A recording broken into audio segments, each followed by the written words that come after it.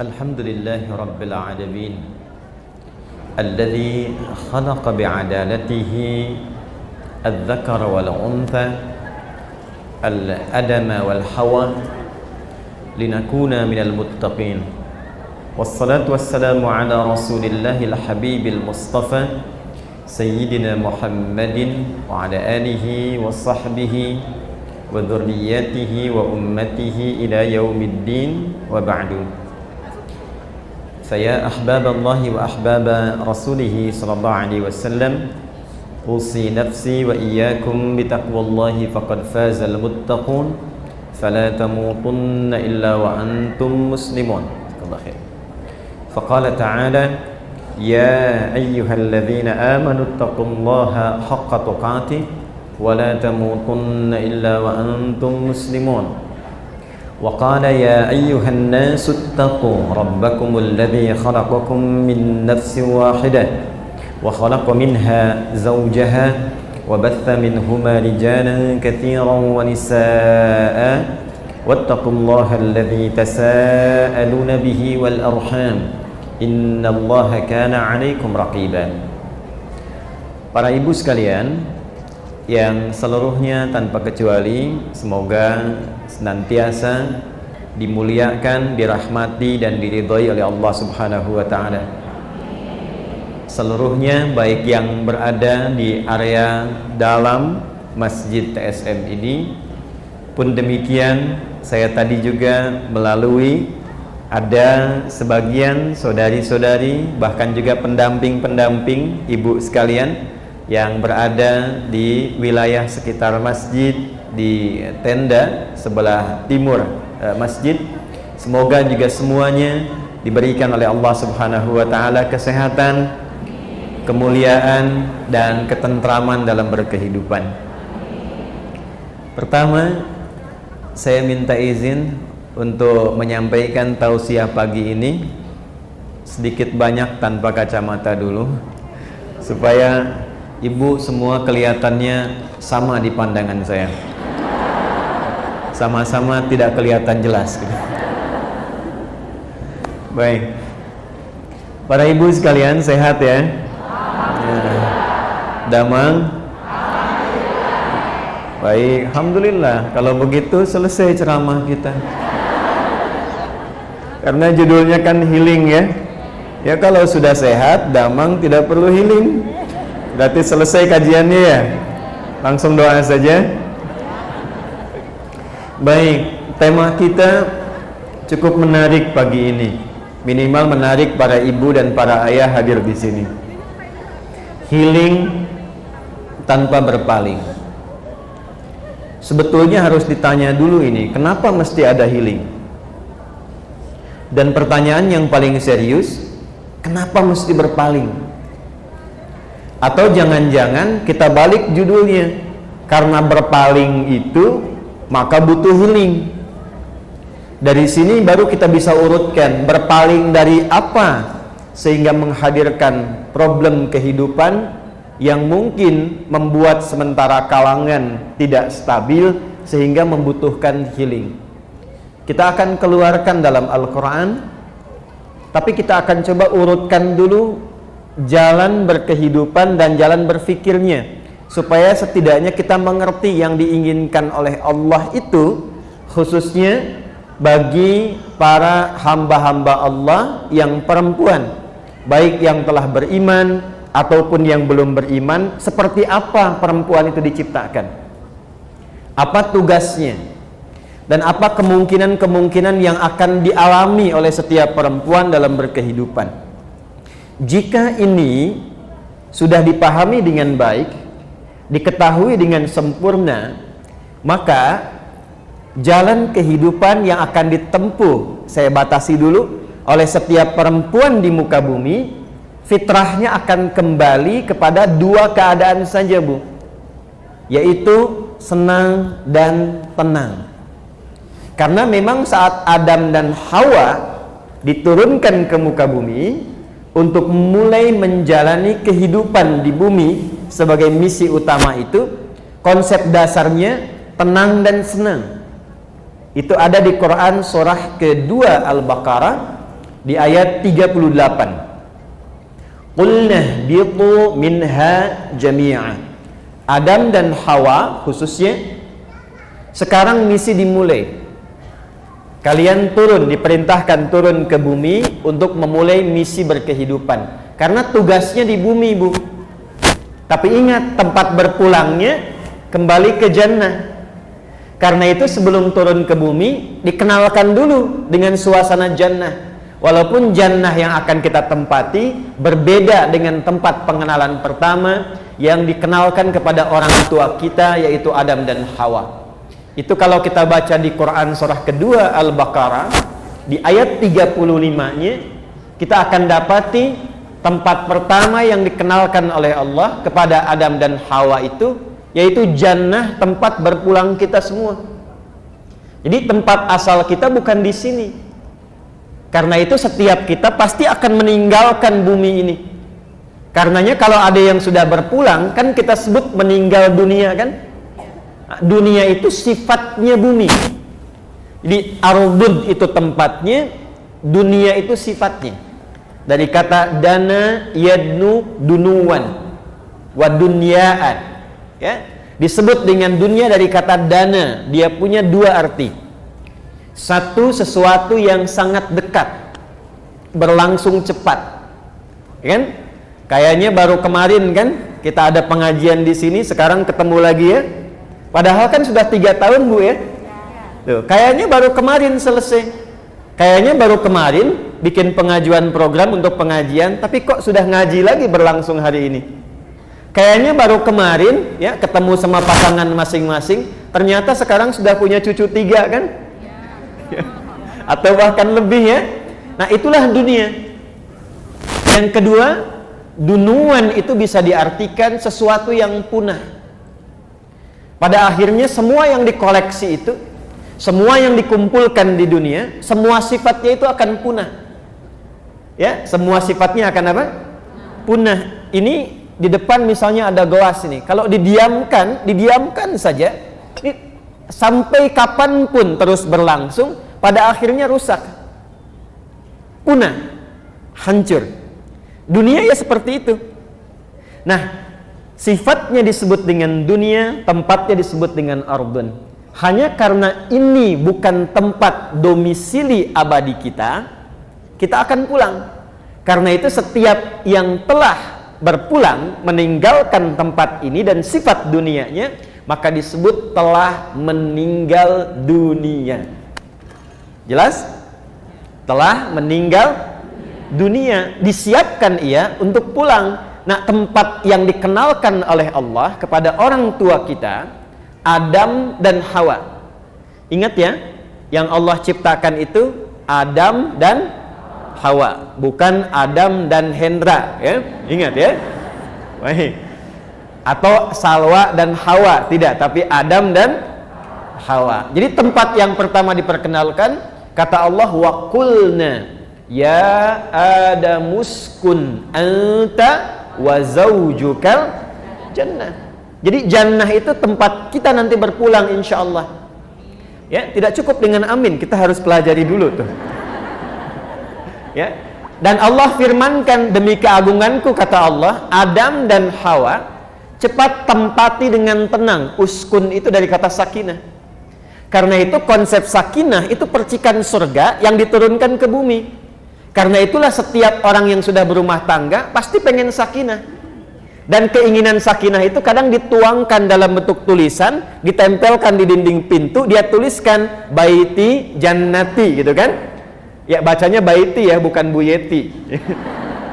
Baiti jannati, percikannya sakinah. Karena itu nanti uskun di ayat 35 Al-Baqarah nanti ditafsirkan sakinah di surah Ar-Rum. Surah 30 ayat 21. Wa min ayatihi an khalaqalakum min anfusikum azwaja litaskunu ilaiha. Azwaja itu jamak dari kata zauj. Ya Adamuskun wa qulna ya Adamuskun anta wa zaujukal jannah. Nah, itu tempat pulang kita. Berkehidupannya di mana? Di bumi. Jadi ini sementara, Bu. Mempertahankan yang sementara, awas hati-hati ya, tolong catat kalimat ini. Mempertahankan yang sementara itu buang-buang energi. Mempertahankan yang sementara itu hal yang tidak logis. Mempertahankan yang sementara itu konsep yang sulit untuk dipahami. Karena logika kita, cara berpikir kita, yang kita terima, yang dikejar itu pasti yang abadi, bukan yang sementara. Saya mau tanya pada ibu, kalau ibu diberikan satu pemberian, pilih yang abadi, pilih yang sementara. Paling gampangnya gini, Bu. Ibu, ini ada mobil di depan ya, Lamborghini, misal. Ini untuk ibu, tapi 2 pekan aja, setelah itu balikin lagi. Atau yang kedua, ini untuk ibu, silahkan pakai selama ibu pengen pakai. Pilih yang pertama atau yang kedua? Yang kedua, idealnya begitu. Tapi kan kebanyakan sekarang pilih yang sementara. Kan? Kan konsep ini kalau sederhananya bahasa Qur'annya begini. Di surah Ad-Duha, walal akhiratu khairul laka minal. Tuh, ayatnya hafal kan? Halo? Hafal ayatnya kan? Dan akhirat itu yang abadi, tempat kita pulang, kata Allah, itu yang utama, itu yang abadi, itu yang lebih baik dibandingkan dengan ula. Ula itu dunia sekarang. Jadi kalau saya tanya ibu, pilih dunia atau akhirat? Masa? Akhirat. Yo, ginilah, gini. Ibu tahu kan, 2 rakaat sebelum subuh itu lebih baik daripada dunia dan seisinya. Baik ya, rakaatul fajri khairum minad dunya wa ma fiha. Menunaikan salat sunnah qabliyah subuh 2 rakaat itu kata Nabi nilainya di sisi Allah lebih tinggi dibandingkan dengan dunia dan semua isinya. Saya tanya ya, kalau ibu ditawari uang 10 juta, pilih 10 juta atau mengerjakan qobliyah subuh? Subuh. Masa? Gak yakin saya.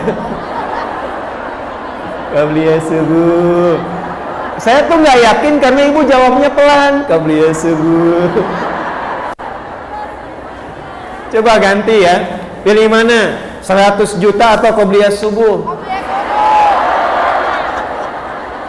Suaminya tuh yang di sebelah sana tuh. Tapi realitasnya kan tidak begitu. Ibu pilih qobliyah subuh, tapi suami pilih dunia untuk bekerja. Betapa banyak orang yang sudah berangkat bahkan sebelum subuh. Padahal dia mengetahui yang punya rezeki siapa, yang memberi siapa. Allah menyampaikan lewat siapa? Nabi, Rasul menyampaikan kepada kita. Kenapa kita tidak ambil keterangan Nabi? Artinya kalau itu diambil, dunia itu digenggam. Hadisnya begitu. Ketika dikerjakan amalan, dibangun konektivitasnya, maksudnya Allah akan buka kemudahan pintu rizki, seakan-akan dunia dalam genggaman nantinya. Jadi pada orang-orang hebat di masa Nabi Sallallahu Alaihi Wasallam. Jadi setelah semua itu dikerjakan, tidak ada satu pun dalam kehidupan Nabi yang hidupnya nestapa. Dan dibawa kemanapun, mau laki-laki, mau perempuan, pekerjaan apapun itu sukses, Bu. Nah sekarang ini akan kita turunkan terlebih dahulu pelan-pelan. Lalu kita akan lihat dalam keterangan Al-Quran dan hadis-hadis Nabi Muhammad SAW, apa keterangan di Al-Quran dan penjelasan dari Nabi, khususnya menyangkut di situasi-situasi kini. Karena 15 abad yang lalu kurang lebih, Nabi sudah menyampaikan ada situasi akhir zaman, akan terjadi situasi seperti ini, seperti ini, seperti ini, dan itu akan berdampak pada perempuan dan tidak masa-masa itu. Disinilah kemudian pembahasan akan coba kita uraikan. Paham? Jelas? Belum, kan belum saya mulai. Kita baru mukaddimah, sekarang kita mulai. Tadi itu mukaddimah, Bu, kita belum mulai. Ya, alhamdulillah. Saya tuliskan dulu ya urutan-urutannya. Hanya kalau saya menulis memang saya harus pakai kacamata supaya terlihat dengan lebih baik. Bismillahirrahmanirrahim. Ibu kelihatan ya? Alhamdulillah. Ya. Bagus. Yang di sini belum, sana kelihatan. Memang imannya sebelah sana kuat banget tuh. Belum saya tulis sudah kelihatan.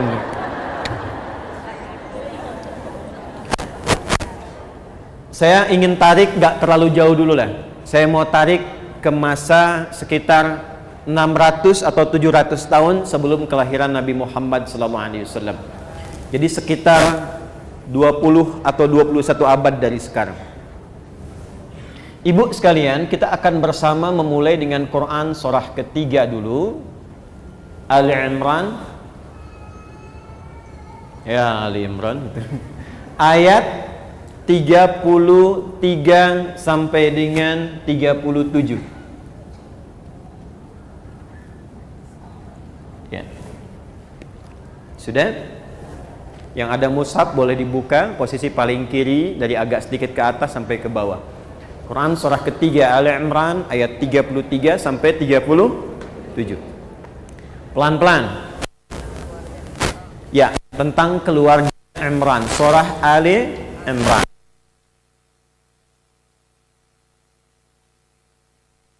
Kan dulu beberapa satu tahap supaya mudah memahaminya. Innallaha astafa Adam. Ada ayatnya? Baik. Wa Nuha wa ala Ibrahim wa ala Imran 'alal 'alamin. Ada ayatnya? Baik. Dimulai dengan inna ya Bu ya. Dan na-nya pendek. Tidak dibaca panjang. Inna dibaca pendek. Itu dalam ilmu nahwu disebutnya huruf taukid yang berfungsi menguatkan satu informasi.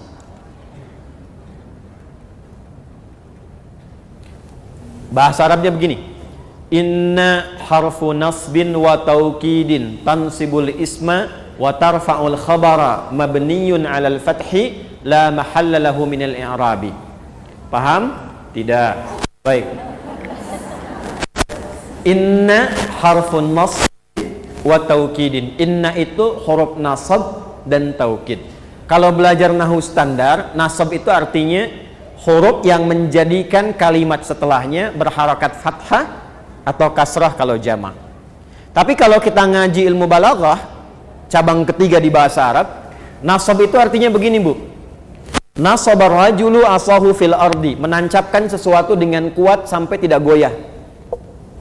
Jadi kalau ada tongkat ditancapkan di bumi, di tanah, kuat sekali sampai tidak goyah, itu nasab namanya.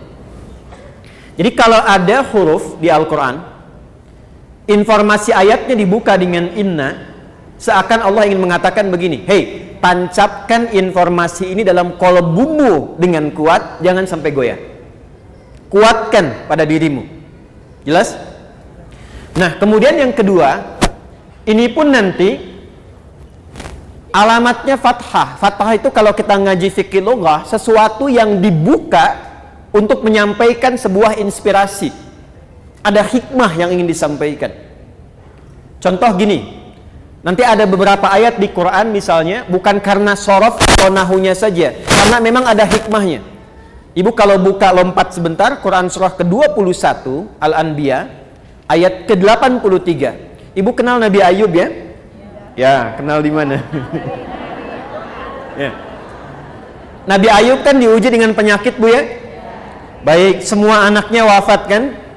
Asetnya habis semua ya? Ayatnya ketika diperkenalkan pada kita dibuka dengan fathah. Wa ayyuba.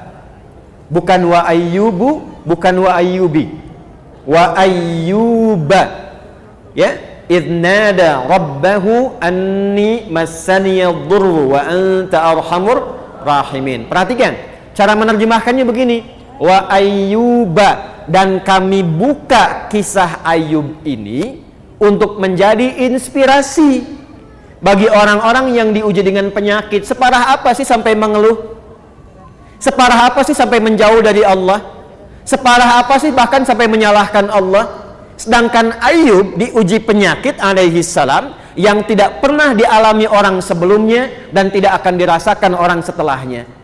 Jadi kalau kita mampu belajar dari Nabi Ayub ini, kata Allah, aku akan sembuhkan penyakit seberat apapun seperti Ayub alaihi salam pernah disembuhkan. Jelas?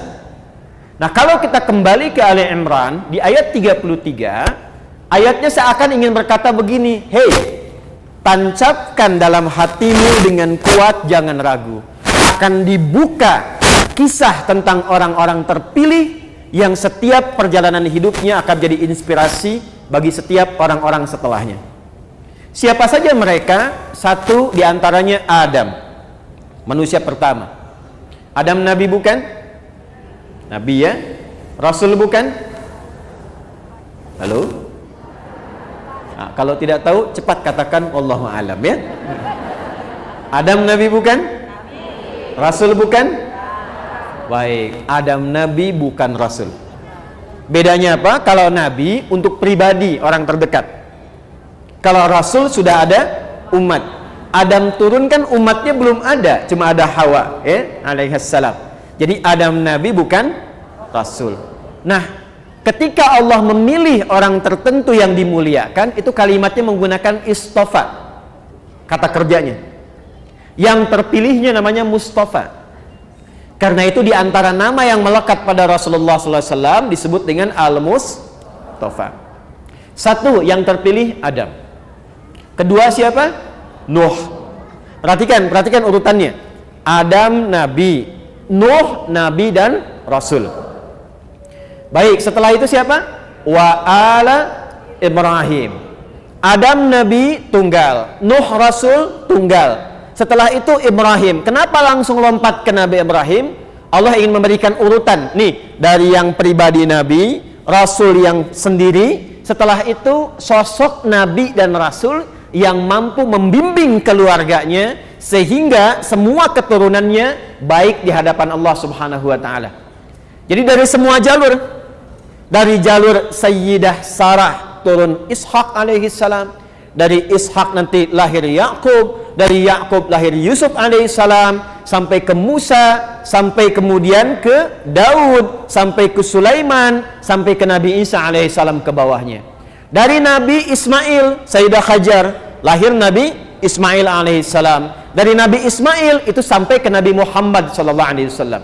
Di kalau kita urut, ketemu di keturunan ke-29 ke Nabi Ismail. Muhammad sallallahu alaihi wasallam bin Abdullah bin Abdul Muttalib bin Hashim bin Abdul Manaf bin Qusay bin Murrah bin Kilab bin Ka'ab bin Ghalib bin Fihir bin Malik bin Nadar bin Kinanah bin Khuzaimah bin Mudrikah bin Ilyas bin Nizar bin Mudar bin Ma'ad bin Adnan bin Addi bin Adri bin Muqawwam bin Nahur bin Tarikh bin Ya'rub bin Yasjub bin Nabit bin Ismail alaihissalam. Ketemu di ke-29 ya. Coba ulangi ya sama. Nah. Baik. Yang penting jelas ya. Jadi Nabi Ibrahim Nabi bukan? Rasul bukan? Nah, beliau itu sangat ideal secara pribadi baik, membimbing keluarga juga jadi baik. Nabi Nuh pribadinya baik, tapi kan istrinya tidak taat kan? Baik ya, anaknya ada yang tidak taat kan? Nah, maka disempurnakan Adam alaihissalam sebagai pribadi Nabi, Nuh sebagai pribadi Rasul, yang ideal Ibrahim alaihissalam Nabi dan Rasul membimbing keluarga baik. Setelah itu siapa? Kalau dicukupkan sampai di sini, ibu akan berkata begini, pantas baik Nabi, pantas soleh Rasul. Maka kita akan bertanya demikian. Sebelum bertanya, Allah langsung menjawab. Saya turunkan yang keempat, yang bukan Nabi, yang bukan Rasul, tapi dia mampu menata keluarganya, semua baik, bahkan di antara keluarganya ada yang keturunannya menjadi Nabi dan Rasul. Itulah kemudian urutan yang keempat, yaitu Imran dan keluarganya. Innallaha astafa Adam wa Nuha wa ala Ibrahim wa ala Imrana alal alamin. Ibu, sekarang ini yang mau saya sampaikan. Imran, saya berikan nasab pendeknya begini. Punya istri namanya Hannah. Ya, Hannah. Nanti Hannah punya saudari namanya Elyasobat atau dikenal dengan Elizabeth. Kan? Beginilah, Elyasobat bahasa di Arabnya disebut dengan Elizabeth. Elyasobat punya suami namanya Zakaria. Nah, nanti Zakaria nyambung ke Imran juga. Kenal dengan Nabi Zakaria. Fokus. Pelan-pelan. Di era ini kurang lebih sekitar 600-700 tahun sebelum kelahiran Nabi SAW. 6 atau 7 abad sebelum Nabi dilahirkan. Di era ini saja, 600 tahun sebelum kelahiran Nabi, perempuan itu masih dipandang kecil. Sehingga setiap ada yang mau melahirkan berharap bayinya laki-laki. Di perempuan itu masih kecil nilainya. Ya, sampai di era itu. Bahkan nanti ketika masuk zaman jahiliyah, itu hampir tidak ada nilainya. Saking tidak ada nilainya, maaf, seorang ibu yang melahirkan perempuan itu bisa dikubur hidup-hidup bayi yang baru dilahirkan itu. Ya, di wilayah Yahudi pun di era-era itu, bahkan sampai menjelang ke masa modern, itu ibadah di sinagog tidak akan dilaksanakan sebelum ada laki-laki. Jadi kalaupun ada 1000 perempuan tidak ada laki-laki, bisa belum berjalan. Demikian yang terjadi. Jadi situasinya sebelum Islam kemudian datang dan disebarkan, disampaikan oleh Rasulullah SAW, perempuan itu masih rendah nilainya di tatanan sosial pada masa itu. Karena itu di masa ini ada berita dan ramalan dari masa-masa sebelumnya akan ada seorang nabi rasul mulia yang diutus bersamaan waktunya tepat di masa-masa ini. Maka semua yang mengandung perempuan berharap lahirnya laki-laki, termasuk Hannah. Hannah itu ketika sedang mengandung berharap yang lahir laki-laki, karena berharap bahwa yang lahir dari Hannah itu akan menjadi nabi sesuai dengan yang dinubuatkan di kitab-kitab pada masa itu. Jelas sampai sini dulu? Baik, maka ketika menjelang masa-masa persalinan, di fase kelahiran sudah mungkin kita katakan usia 7 bulan, 8 bulan, di masa mengandung ini Imran meninggal dunia. Jadi Imran itu meninggal sebelum nanti bayi yang dikandung Hannah itu dilahirkan. Baik, singkatnya, setelah Imrannya meninggal dunia, Hannah melahirkan seorang bayi. Ibu bisa tebak namanya siapa? Laki-laki perempuan? Baik, perhatikan baik-baik. Hannah melahirkan seorang bayi, bayinya perempuan. Apa respon pertama yang keluar dari Hannah ketika bayinya perempuan? Itu diabadikan oleh Al-Quran di ayat ke-36 di surah ini. Perhatikan kalimatnya. Falamma wada'atha qalat rabbi inni wada'tuha untha. Pelan-pelan ya, pelan-pelan. Maka ketika lahir bayinya itu yang perempuan, Hannah kemudian berkata, ya Allah, yang lahir perempuan. Padahal harapannya apa tadi? Laki-laki. Karena di ayat 35-nya, Hannah menginginkan anak ini tumbuh dekat dengan Allah, jadi sosok yang membimbing umat.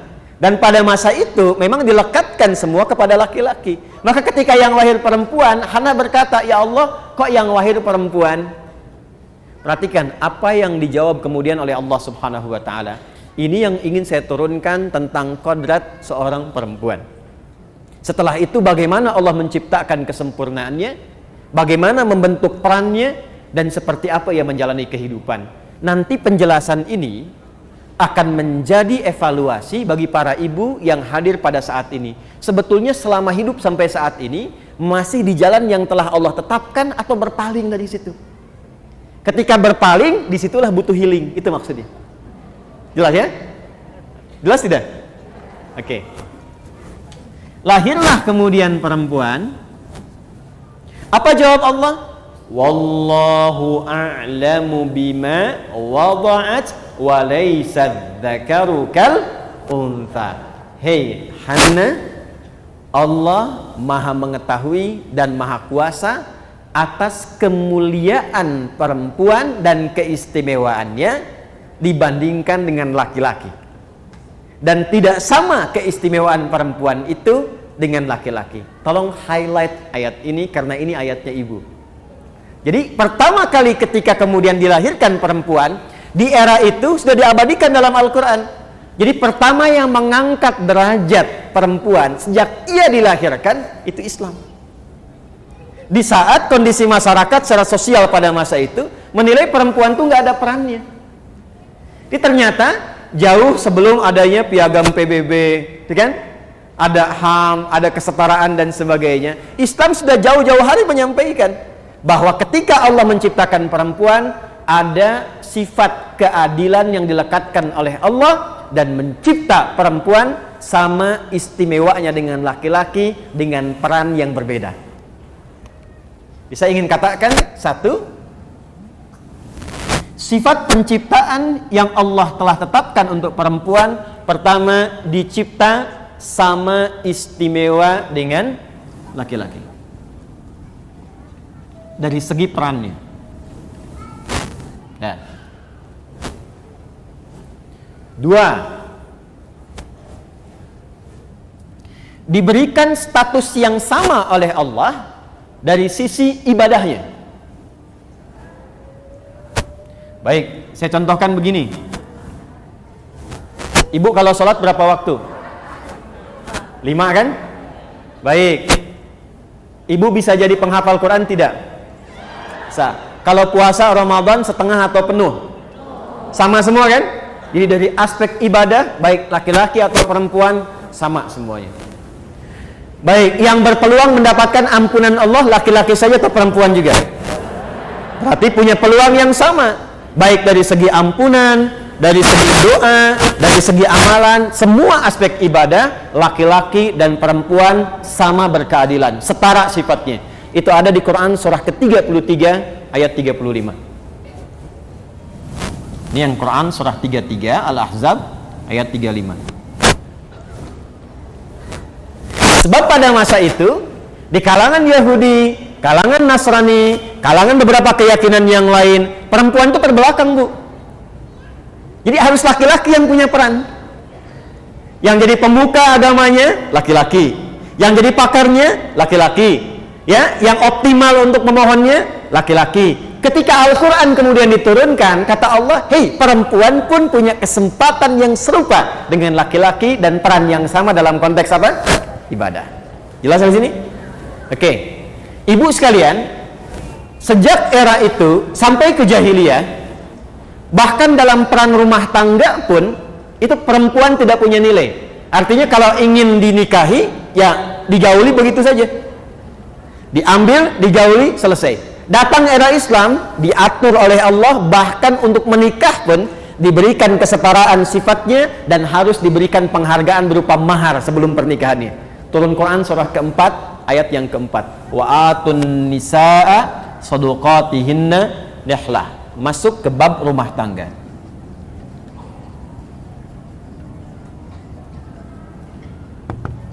Di sini Quran surah keempat ayat 34. Dimuliakan. Bentar ya Bu ya, pelan-pelan. Saya mau tanya pada Ibu.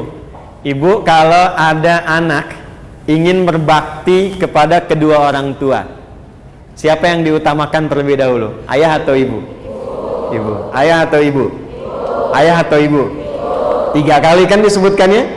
Nabi menyebutkan ummak, baru abah.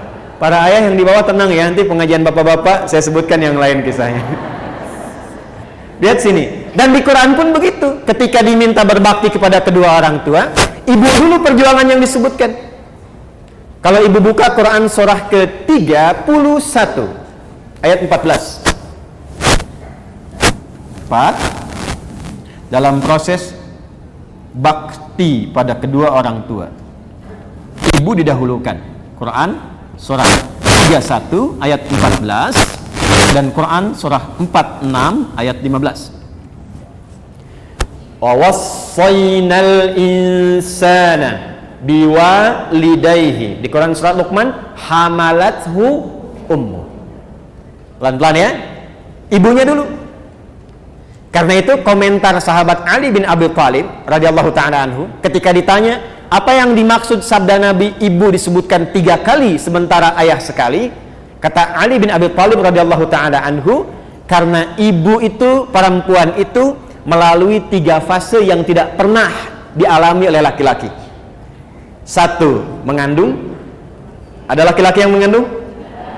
2, melahirkan. Ada laki-laki yang melahirkan? 3, menyusui, memberikan ASI. Ada laki-laki yang memberikan ASI, menyusui? Tidak ya? Maka ibu disebutkan 3 kali dibandingkan dengan laki-laki 1 kali. Dari semua ini, yang ingin saya sampaikan adalah, sebelum saya sampai ke situ, yang terakhir, ibu pernah dengar nggak kisah seorang pemuda yang akan berjihad? Setelah dia berangkat ke lapangan, temannya mengadukan, kata kawannya, ya Rasulullah, ibunya si fulan itu sedang menangis karena ia belum mampu melepas anaknya berangkat berjuang. Maka apa respon Nabi? Kata Nabi, panggil anak itu. Ketika anaknya datang, perhatikan komen Nabi, irji, kamu pulang dulu, buat ibumu tertawa seperti engkau telah membuatnya menangis.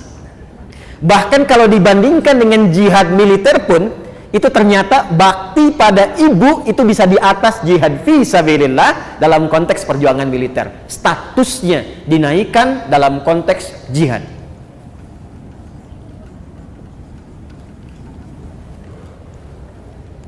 Saya mau tanya begini, dengan semua uraian ini, perempuan mulia tidak? Mulia. Baik, istimewa tidak? Istimewa. Jadi ketika perempuan itu nilainya dipandang rendah di masa-masa itu, sampai ke era jahiliyah, itu kasusnya satu persatu dirinci oleh Allah, diturunkan ayat dan dirubah, dibalik cara berpikirnya.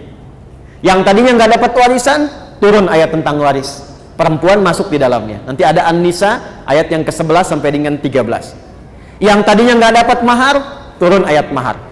Yang tadinya anak bisa durhaka pada orang tua, turun ayat bakti.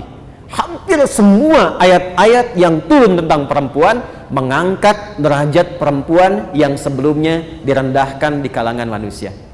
Paham sudah sampai sini?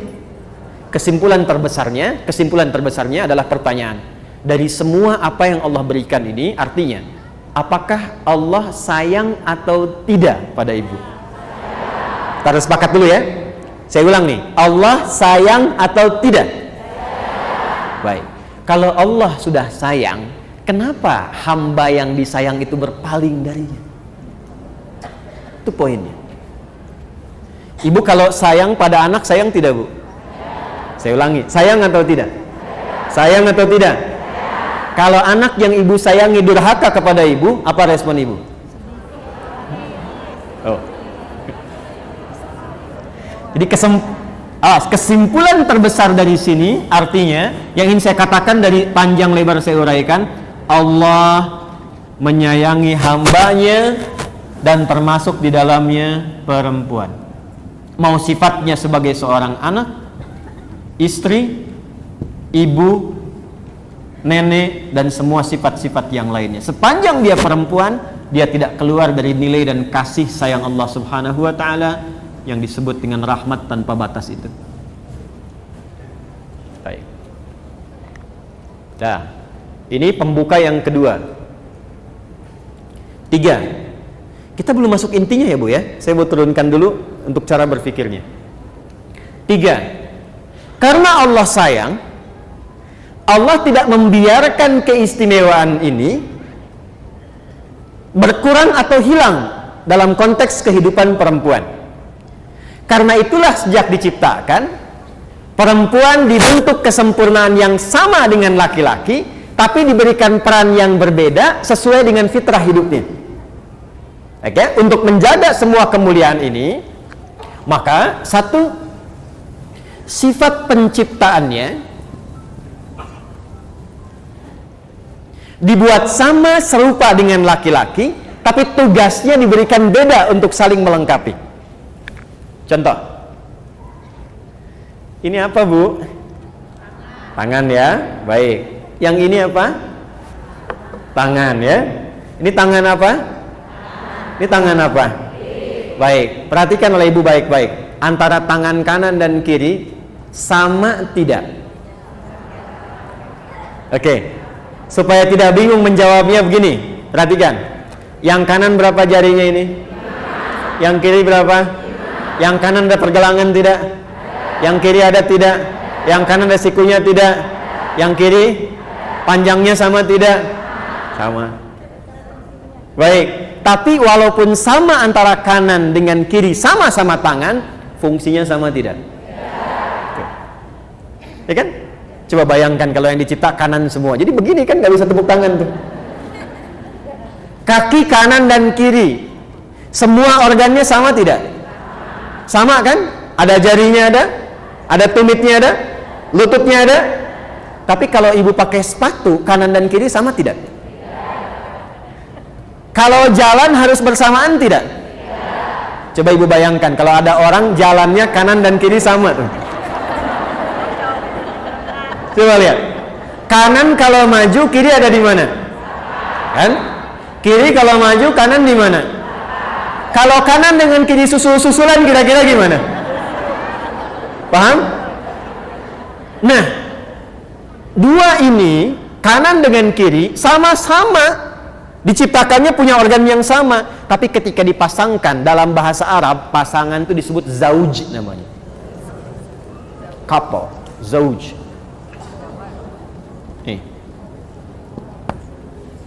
Jamaknya disebut dengan azwaj. Sesuatu yang sama, serupa dari segi penciptaannya, wujudnya terlihat seperti sama semuanya, tapi punya fungsi yang berbeda. Itu zauj namanya. Dan ketika dipasangkan menjadi indah, serasi. Saya mau tanya pada Bapak Ibu, ya, Bapak untuk yang di luar, walaupun mungkin jawabannya kecil, Ibu untuk yang banyak berada di dalam ruangan ini. Perhatikan baik-baik. Saat Adam dan Hawa diminta oleh Allah masuk ke surga, di Al-Baqarah ayat 35 itu, keduanya disebut apa? Zauj. Kembali ke Al-Baqarah ayat 35. Wa qulna ya Adamuskun anta wa zaujukal jannah. Ketika disebut zauj, artinya dalam penciptaan Allah tidak membedakan, sama-sama sempurna. Karena itu baik Adam ataupun Hawa, saya, Adi ataupun Ibu, siapapun namanya, disebut dengan nama yang sama dari penciptaan, namanya insan. Laqad khalaqnal insana fi ahsani taqwim. Surah 95 di ayat yang keempat. At-Tin ayat yang keempat. Wat-tini waz zaitun wa turisi wa hadzal baladil laqad khalaqnal insana fi ahsani. Jadi baik saya laki-laki insan, ibu perempuan pun insan. Dalam konteks insan, kita diciptakan sama-sama sempurna. Jelas? Tapi karena disebut zauj, walaupun sama-sama manusia, sempurna penciptaannya, tapi perannya berbeda. Nah, peran ini yang penting oleh setiap perempuan untuk diketahui ketika dicipta menjadi perempuan, perannya apa? Baik posisinya sebagai anak, istri, ibu, nenek, apapun itu, apa sih perannya perempuan untuk saling menyempurnakan dengan laki-laki? Ini yang akan kita turunkan, dan jangan berpaling dari peran itu. Ketika seorang perempuan berpaling dari peran itu, ini yang butuh healing. Ini yang jadi persoalan. Apalagi kalau nanti yang perempuan mengambil peran laki-laki. Tangan yang kanan ingin mengambil peran tangan yang kiri. Kaki kanan ingin mengambil peran kaki yang kiri. Ibu kalau keluar dari sini cobain deh Bu ya. Kaki yang kanan pakaiin sendal yang kiri. Tukar aja, kira-kira gimana rasanya jalannya? Ya, hidup juga begitu. Kalau perempuan mengambil peran yang laki-laki akan tidak enak. Laki-laki mengambil peran yang perempuan akan tidak nyaman. Apalagi nanti Nabi sudah sampaikan akan ada satu masa bukan cuman peran, laki-lakinya pengen jadi perempuan, perempuannya pengen jadi laki-laki. Itu yang akan makin repot nantinya. Jelas sampai sini? Baik. Ya, kalau sudah paham sampai dengan ke sini, mari kita turunkan peran apa yang diberikan oleh Allah kepada perempuan. Satu,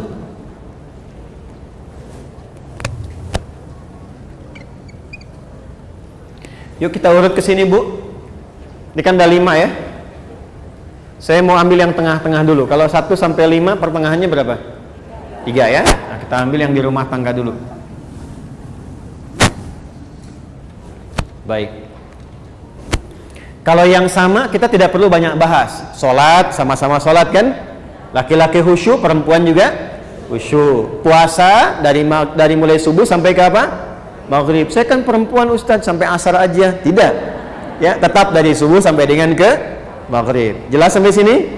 Baik. Kalau sholat juga sama, dari takbir sampai dengan salam. Nggak bisa karena ibu perempuan misalnya saya sampai ruku aja. Saya sudah jadi nenek, saya sampai tahiyat aja misalnya. Tidak. Sama semua dari takbir sampai dengan salam. Yuk, sekarang kita ambil peran yang spesifik. Rumah tangga. Dari namanya udah beda kan? Kalau ada suami, perempuan jadi apa? Istri. Tuh, udah beda kan? Di sini ada suami, di sini ada apa? Kalau di sini ada ayah, di sini ada siapa? Yo, kan? Di sini ada kakek, di sini ada siapa? Masya Allah, luar biasa. Nenek itu kan cucunya baru 1 kan? Ya kan? Kalau 2 apa? Nenek. Udah sini. Dah, fokus. Lihat sini. Ini contoh yang kecil dulu. Nanti yang menjelang kiamat kita turunkan hadisnya. Yang kecil dulu nih. Quran surah ke-4 An-Nisa ayat 34. Ketika masuk spesifik pada peran yang berbeda, walaupun saling menyempurnakan, maka ikuti peran itu. Kalau berpaling dari peran itu yang butuh healing nantinya. Karena akan muncul persoalan yang sebetulnya nggak perlu terjadi. Yuk kita masuk Quran surah ke-4 ayat 34. Ada ayatnya? Paling kiri sebelah atas di mushaf. A'udzubillahi minasyaitonirrajim.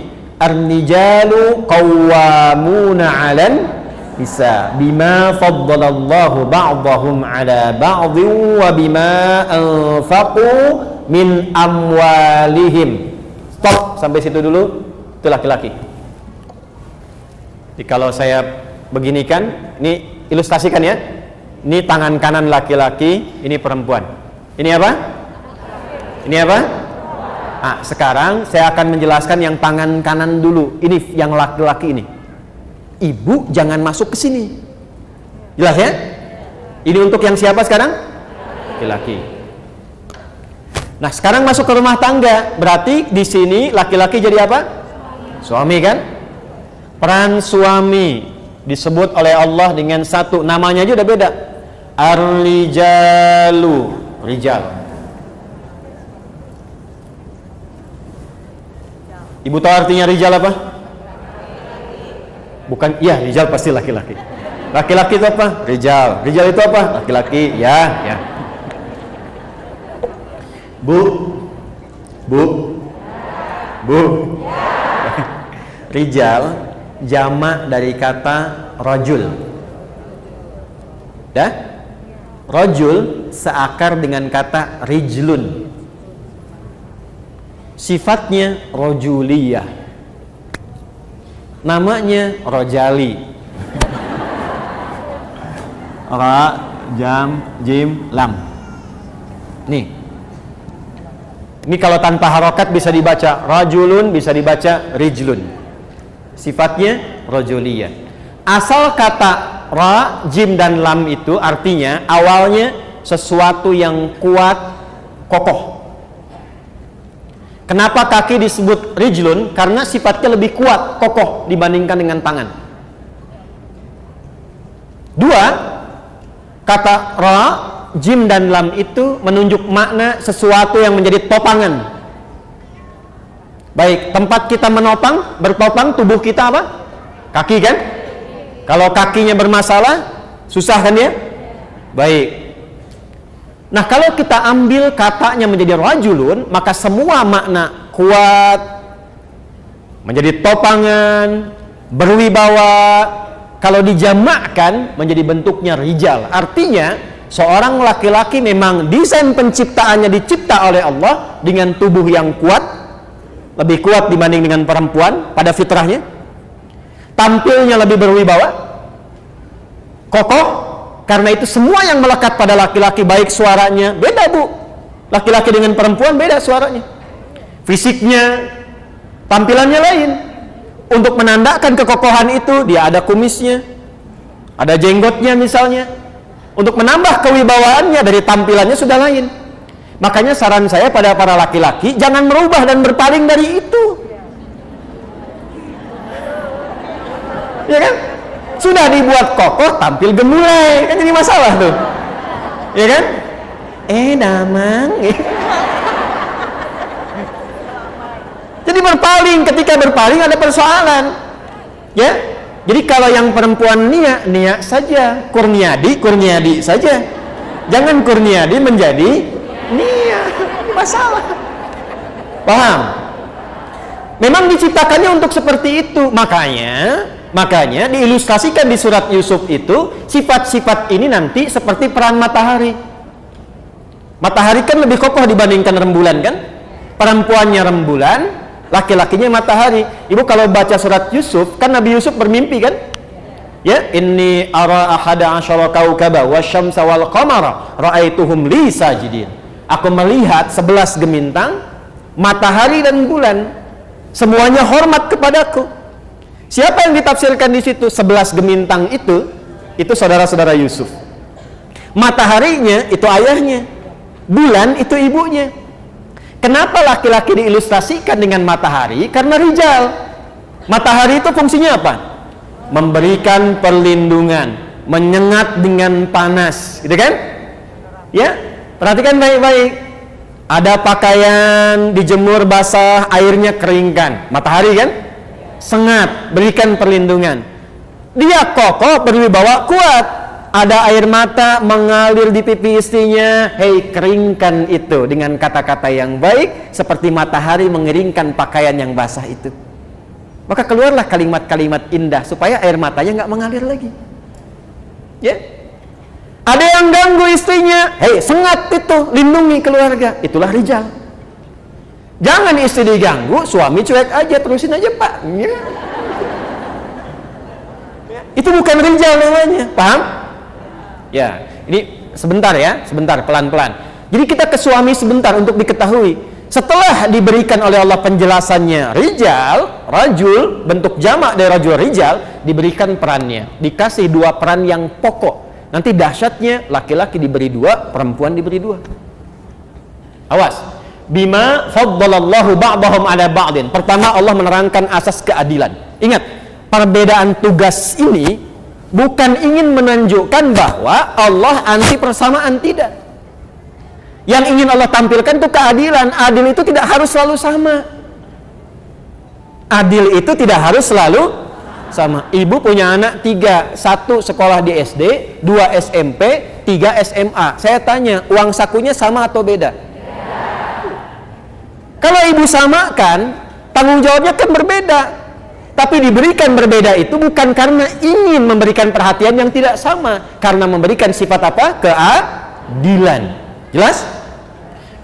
Allah adil. Kata Allah sebelum menerangkan keadilannya, saya berikan keistimewaan pada masing-masing. Laki-laki istimewa, perempuan istimewa. Bima faddalallahu ba'dahum ala ba'din. Jadi desain penciptaan laki-laki dibuat kokoh itu, berwibawa itu, karena tugas pokoknya berikut kata Allah. 1, qawwamuna 'alan nisa. Qawwam.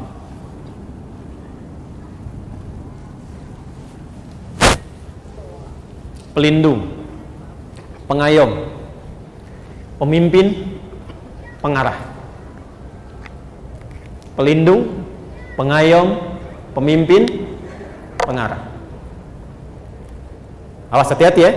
Ini tugas pertama untuk siapa tadi? Suami. Jadi yang bertugas melindungi di rumah tangga siapa? Suami. Tugas pokoknya, walaupun ibu sama-sama melindungi, tapi yang pokok karena kekuatannya dibebankan kepada siapa? Suami. Ya, kenapa? Karena memang desain penciptaannya diberikan kekuatan. Yang pemimpin siapa? Yang pokok, ibu menemani, betul, sama-sama berpartner. Tapi yang pokoknya diberikan kepada siapa? Karena memang desain penciptaannya, memang arahnya ke pemimpinan. Apa sifat dasar pemimpin itu? Ciri khas pemimpin itu apa? Tidak mau dipimpin. Saya ulang ya. Adil, bertanggung jawab, perhatian. Itu biasa. Ciri khas yang paling pokok pemimpin itu tidak mau dipimpin. Ini kalau paham sampai sini, makanya cara masuk komunikasi istri ke suami itu akan diketahui. Jadi kalau ibu misalnya ada yang didiskusikan dengan suami, masuknya dengan cara memimpin, timbul masalah. Butuh healing nanti tuh.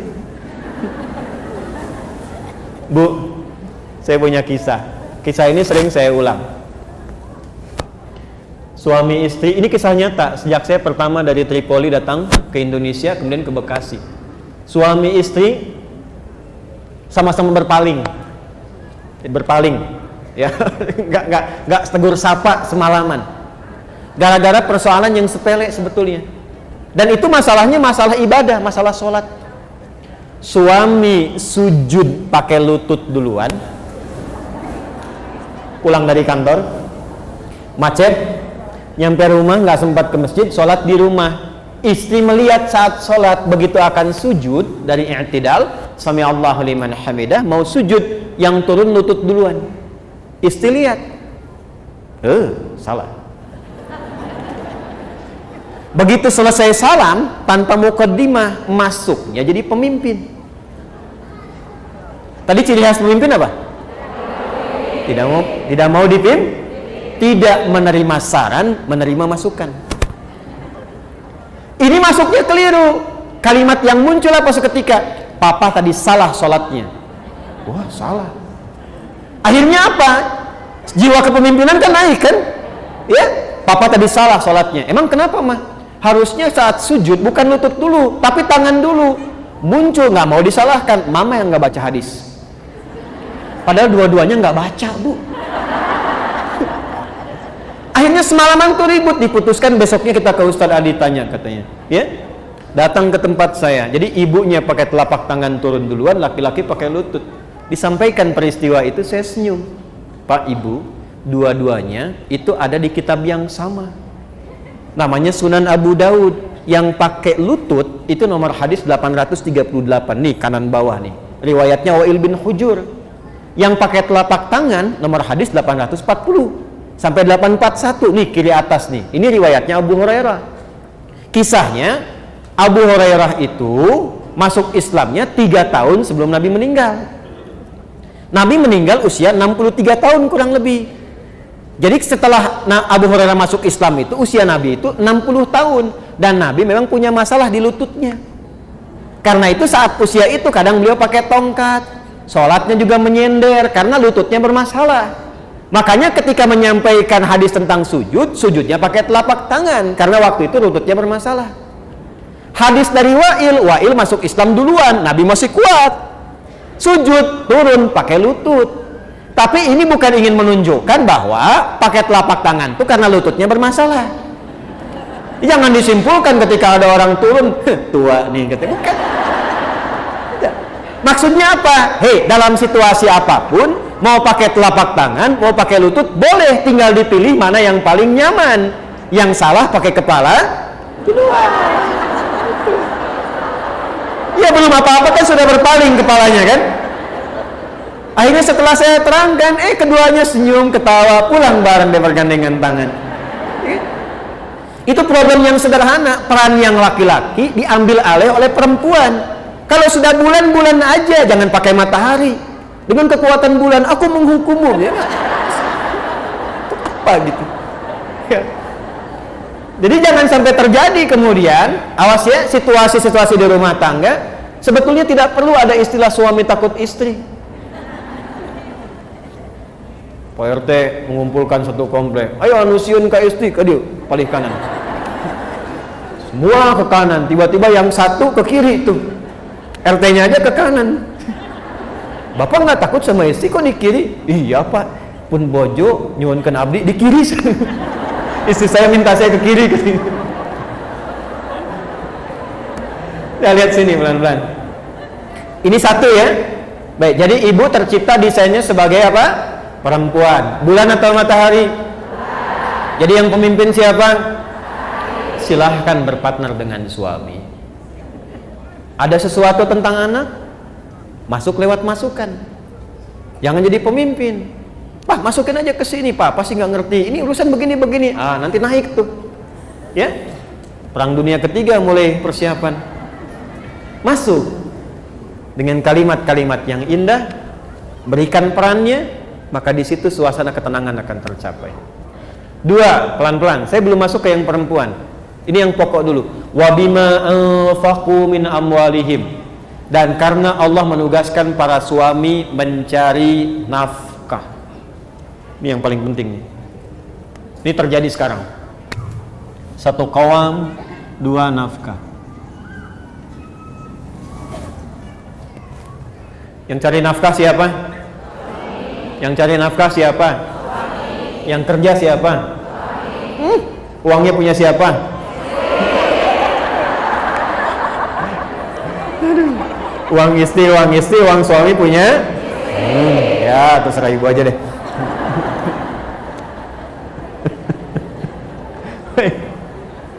Allahumma sholli ala sayyidina Muhammad. Sini pelan-pelan. Bu. Baik, yang cari nafkah siapa? Beda antara kerja dengan nafkah. Saya ulang ya, beda antara kerja dengan nafkah. Nafkah itu usaha yang diikhtiarkan untuk memenuhi kebutuhan rizki di rumah tangga. Usaha yang diikhtiarkan untuk memenuhi kebutuhan rizki di mana? Rumah tangga. Bentuknya beragam jenis pekerjaan, tapi tidak semua pekerjaan itu sifatnya nafkah. Awas, ini mulai serius nih. Tidak semua pekerjaan itu sifatnya apa? Karena nanti perempuan pun diperkenankan untuk beraktivitas dalam bentuk pekerjaan-pekerjaan dengan dua syarat utama nanti. Satu, bukan dipahami sebagai nafkah. Yang kedua, tidak mengganggu stabilitas di rumah tangga, yang mengabaikan tugas-tugas pokoknya. Nanti saat masuk ke tugas pokok perempuan kita akan bahas itu. Kalau keluar dari sini sengaja bekerja misalnya dan dipahami sebagai nafkah, maka pasti, saya katakan pasti akan muncul persoalan-persoalan di rumah tangga. Jadi kalau sifatnya pencarian nafkah, itu tugas suami, bukan istri. Sepanjang ada kemampuan dan sudah Allah lekatkan itu semua, maka dia bergerak berikhtiar pun kebutuhan yang ada di rumah itu Allah akan penuhi. Cara menerangkan gampangnya begini, contoh. Di rumah ada suami A, perempuan di sini istri B, di sini B, ada anak 3 C, D, E. Nafkah tuh begini. Kalau suami A dia bekerja mencari yang halal dan baik, dapat berapapun dari pekerjaan itu akan Allah cukupkan untuk seluruh yang ada di rumah ini. Nanti hasilnya diberikan kepada istri, istri mengolah jadi untuk semua. Ya. Makanya nanti di Islam itu ada bab khusus. Nanti kalau bapak-bapak ngaji saya terangkan babnya. Bagaimana suami bisa mensupport mencari rizki yang baik, yang mencukupi, bahkan menyenangkan untuk istri sehingga mudah untuk mengolahnya. Tapi karena ini kajiannya untuk ibu, saya ingin katakan, suami dapat berapapun diberikan kepada istri, itu Allah akan buat cukup untuk sekeluarga. Sebaliknya, kalau istri memaksa, memahami untuk bekerja sebagai nafkah ke sini, maka sebanyak apapun yang dibawa ke rumah itu tidak akan pernah menjadi cukup untuk kebutuhan keluarga, dan selalu akan lahir persoalan-persoalan di dalamnya. Jelas? Zaman Nabi perawat ada yang jadi perawat, yang jadi guru ada, karena memang ada sifat-sifat pekerjaan yang memang mutlak perempuan ada di situ. Yang mengandung siapa? Yang melahirkan siapa? Perempuan. Masa yang periksa laki-laki? Saya ulang, yang mengandung siapa? Yang melahirkan siapa? Anu ngababarkeun saha? Istri, perempuan, ibu. Kok yang periksa laki-laki? Makanya di sini perempuan jadi perawat, perempuan jadi bidan, perempuan jadi dokter, perempuan jadi guru, boleh tidak? Boleh. Sayyidah Aisyah radhiyallahu taala anha, ummul mukminin, guru, pengajar, bahkan ada murid dari kalangan laki-laki pakai hijab tertentu. Jadi guru boleh, ya. Jadi pengajar boleh, jadi dokter boleh, silahkan, sepanjang nanti ada bagian-bagian yang tidak boleh kemudian masuk ke dalamnya, karena itu bagian laki-laki. Kalau ibu ingin menyalurkan profesi, misalnya ada bakat tertentu mengajar, silahkan, tapi jangan jadikan pengajaran itu bagian dari pencarian nafkah. Jelas? Nah, nanti hitung-hitungan kesananya, harusnya kerjasama, kesananya malah hitung-hitungan. Ini harta aku ya, ini yang punya kamu ya. Kalau kita nanti berpisah, tuh kemarin baru nikah udah mikir berpisah. Pokoknya kita pisahin, kalau terjadi apa-apa bagi dua. Tuh. Kalau terjadi, ibu tuh mau nikah apa mau pisah? Ini perusahaan atau rumah tangga yang sahamnya dibagi-bagi. Jadi nggak jalan, zauj akhirnya tidak berjalan. Kan nikah itu azwaja. Wa min ayatihi an khalaqalakum min anfusikum azwaja. Jadi partnershipnya bersama-sama menata keluarga, bukan membagi-bagi untuk berpisah. Ya, irhamukillah.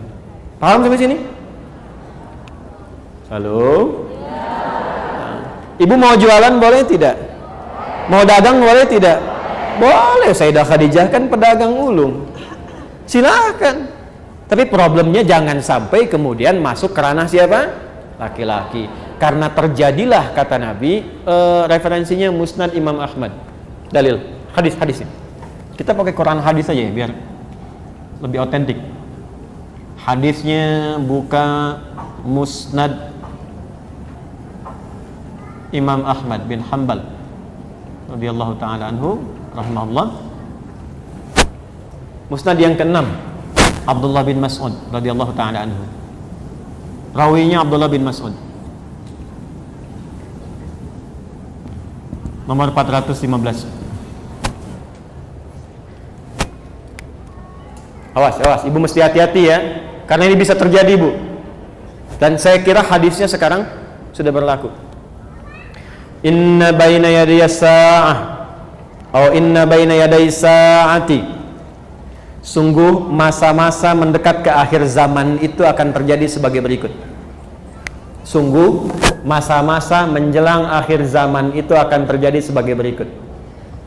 1. Taslimul khassah, terjadi gerakan eksklusivisme. Apa Ustadz eksklusivisme itu? Cara pandang yang mengkhususkan sesuatu di semua aspek. Jadi kalau bergaul sama golongan ini aja, yang itu nggak bisa berbaur. Kalau mengaji khusus ini aja, nggak bisa campur dengan yang lain. Bahkan untuk memberi salam pun pada golongannya aja, yang bukan golongannya tidak disalami. Itu kata Nabi. Sekalipun dia sama-sama muslimah. Assalamualaikum ukhti. Apa ya? Ibu kan masih bid'ah. Hah? Jadi yang dulunya afsus salam kepada siapapun, tebarkan rahmat, kasih sayang, salam. Ibu dulu kan kalau bertemu masih Assalamualaikum ya. Temu saya di Timur Tengah itu masuk angkot aja Assalamualaikum. Ya. Assalamualaikum. Waalaikumsalam. Kalau sekarang kan masuk angkot Assalamualaikum bawa kotak kan. Nah, ini akan terjadi gerakan yang terbatas, kata Nabi. Dekat-dekat akhir masa itu sudah nggak kenal lagi silaturahim yang luas, mulai terputus. Kemudian yang kedua apa? Ini yang terkait dengan penjelasannya. Fusyuwat tijarah, sudah mulai menyebar berbagai jenis jual beli, transaksi jual beli. Di kata Nabi, semua jenis perdagangan jual beli itu ragamnya udah banyak. Sampai-sampai di hadis lain, taqarrubul aswaq, cara mengakses dagangan itu jadi lebih mudah. Sekarang terjadi tidak? Dulu ibu kalau mau ke Kosambi naik angkot ya, naik ojek jalan, dapat di situ pulang kan? Sekarang keluarkan handphone, klik, datang sendiri ya. Terjadi belum? Sudah terjadi? Dan sekarang luar biasanya ragamnya jadi banyak ya pilihannya. Klik makanan banyak semua pilihan. Model jilbab banyak tuh kelihatan. Jadi ibu mau klik apa aja keluar produknya banyak kan? Di satu segmen itu banyak ragam.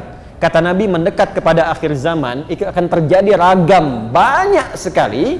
Dalam konteks kehidupan ekonomi, dagangan modelnya banyak, satu menu bisa banyak. Ibu kalau keluar, saya tuh bingung tuh, sate aja sekarang banyak. Sate A, sate B, sate C, sate ini ya.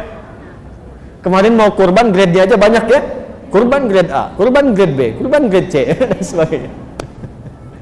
Ya, yang jadi persoalan apa? Sampai-sampai saking banyaknya peluang berdagang itu, istri ikut membantu suami hadir di dalamnya. Fatu'inul mara'atu zawjaha fit tijarati, itu hadisnya. Maka suami mulai melibatkan istri dalam bisnis, dalam dagangnya. Atau kadang-kadang istri inisiatif nyusul suami pengen sama-sama dagang. Terjadi nggak sekarang? Kan? Kayaknya, Pak, Mama buka ini aja deh, gitu ya. Bapak ke kantor, Mama pengen buka ini.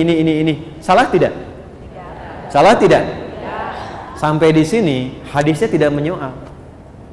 Ibu mau dagang, silahkan. Ibu mau berniaga, silahkan.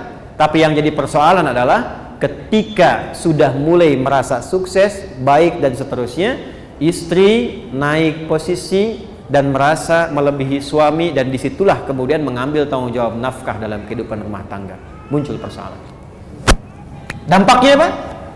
Satu, mulai mengabaikan tugas pokok. Ini yang dimaksudkan. Akan terjadi masa menjelang kiamat saat perempuan ikut kepada aktivitasnya laki-laki. Maka yang terjadi apa? Satu, pokok fitrahnya mulai berubah.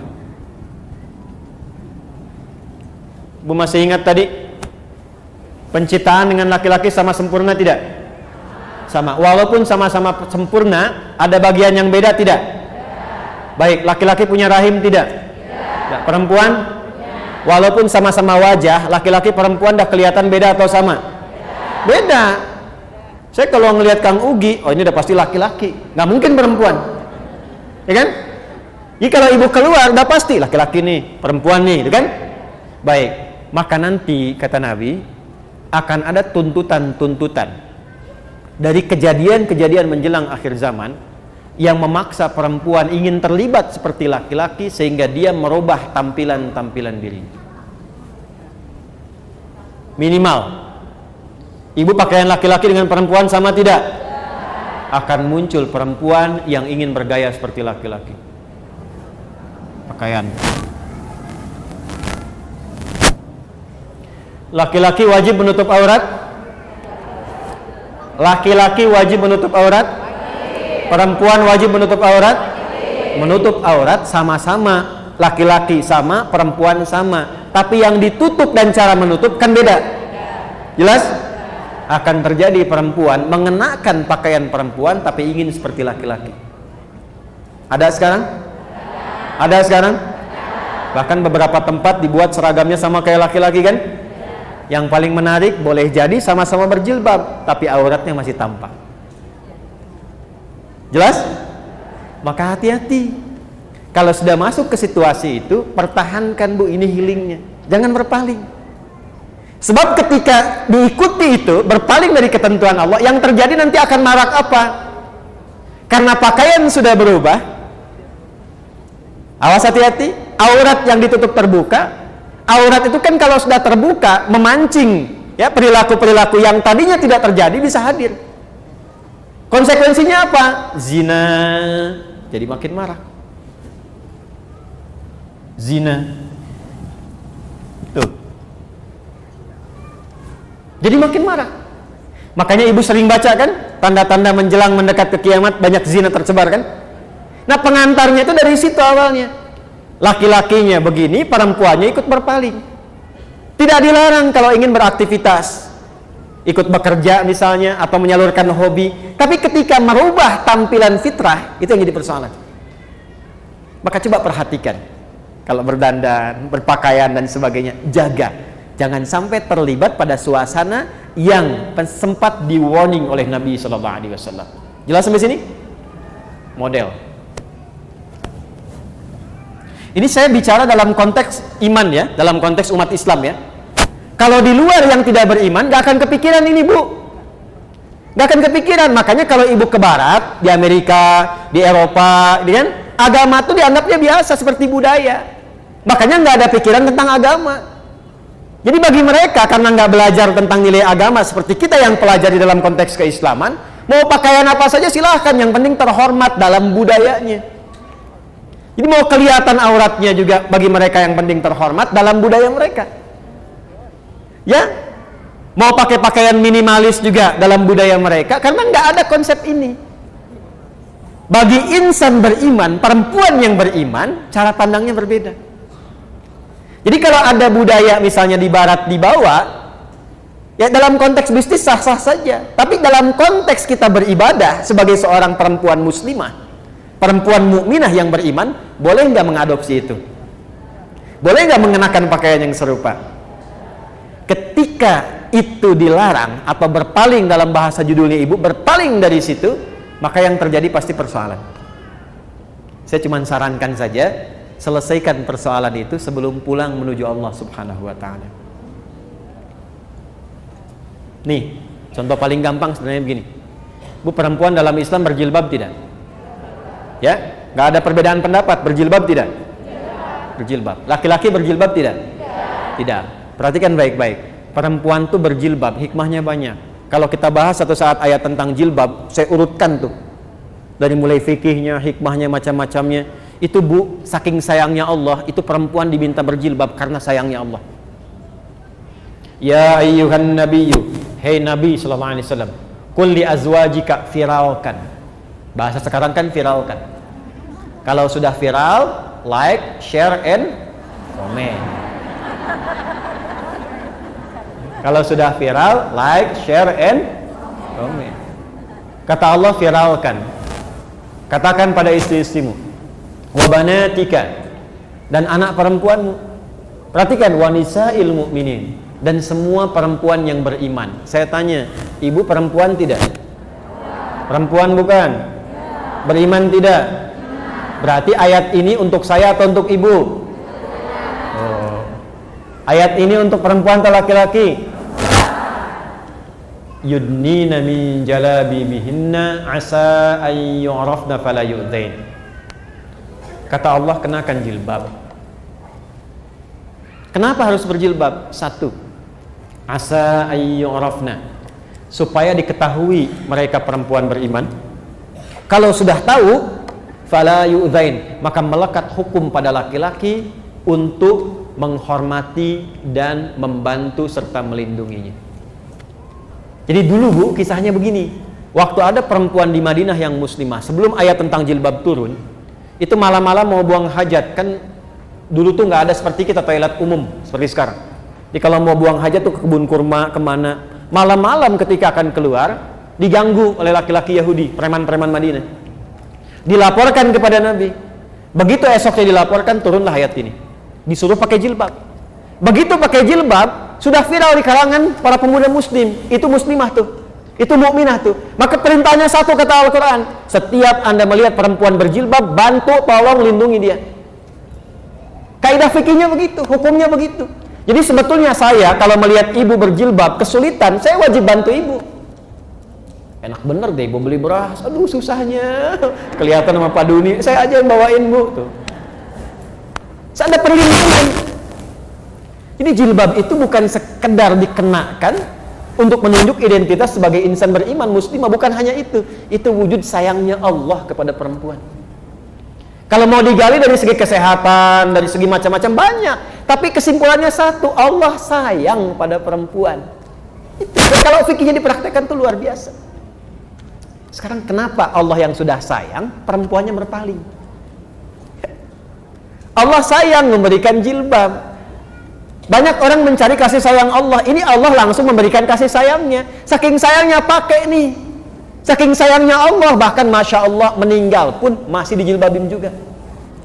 Kain kafan perempuan kan beda dengan laki-laki, Bu ya. Yang perempuan ada kudungnya tidak? Laki-laki ada tidak? Tidak. Jangan sampai meninggalnya pakai kudung, hidupnya nggak pakai jilbab. Ntar malaikat nanya, Cie, siapa nih katanya? Kan? Udah meninggal kok kudungan? Itu. Halo? Ini kan? Jelas ya? Jadi cara memposisikannya demikian. Jadi ibu maksudnya. Ibu tata betul tuh, akan tiba masa-masa seperti itu. Sekarang saya tanya, ada nggak pekerjaan yang membuka lowongan kerja untuk perempuan tapi harus lepas jilbab? Berarti hadis Nabi benar atau tidak? Tuh. Itu aja sederhananya dulu. Jelas sampai sini? Alhamdulillah kita di Indonesia. Karena di Indonesia untuk mempraktekkan agama itu sudah jadi ketentuan di undang-undang. Pasal 29 ayat 2, negara menjamin kemerdekaan tiap-tiap penduduk untuk memeluk agamanya masing-masing dan beribadah menurut agama dan kepercayaannya itu. Jilbab bagi perempuan bagian dari ibadah. Paham? Satu. Terakhir. Kita sampai jam berapa ya? 11. Oh ya. Nggak apa-apa. Saya jam setengah 11 selesai. Ibu silakan mau jam 12 sampai asar silakan. Saya mau pulang lagi, mau ada akikah. Dah, lihat sini. Terakhir. Fokus. Silahkan kata Allah. Kata Nabi, Allah dan Nabi menyampaikan, Allah memberikan instruksi, Nabi menjelaskan atas perintah Allah Subhanahu wa taala. Ada hobi, bakat silahkan, tapi jangan merubah fitrah. Yang kedua, keluar dari tugas pokok yang berlaku bagi perempuan di rumah. Ibu, laki-laki banyak mencari nafkah di luar. Otomatis perempuan banyak waktunya di rumah. Karena itu fitrahnya disiapkan oleh Allah untuk mensupport beberapa aktivitas yang ada di rumah. Contoh, maaf sekali, biasanya yang interaksi sama anak-anak banyaknya siapa? Yang menyusui ibu atau ayahnya? Ibunya. Yang menggendongnya umumnya siapa? Masya Allah. Karena itu anak kepada ibu itu luar biasa. Bu, itu mahal. Karena itu orang Arab menyebutkan madrasah pertama untuk anak itu ibunya. Nah sekarang ibunya keluar, anak dititipkan pada orang lain. Kasih sayang ibu nggak ngalir ke anak. Gendong yang gendong orang lain, anak nggak merasakan kehangatan ibunya.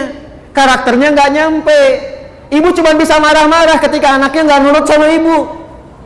Ibu tanyakan istighfar, tuh anak tuh begitu, kenapa? Apa dosa ibu kepada anak tuh? Ketika Anda minta, nah begini, anaknya rewel, anaknya berangkat, ibu cuma bisa marah, tapi tidak melihat ke belakang tuh terjadi apa. Kok anak orang lain nggak begitu? Anak orang lain taat-taat saja, anak orang lain baik-baik saja. Riset menunjukkan kebanyakan anak yang tawuran, yang narkoba, yang ribut, itu ketika di riset, mereka ternyata mencari perhatian yang tidak didapatkan di rumahnya. Itu.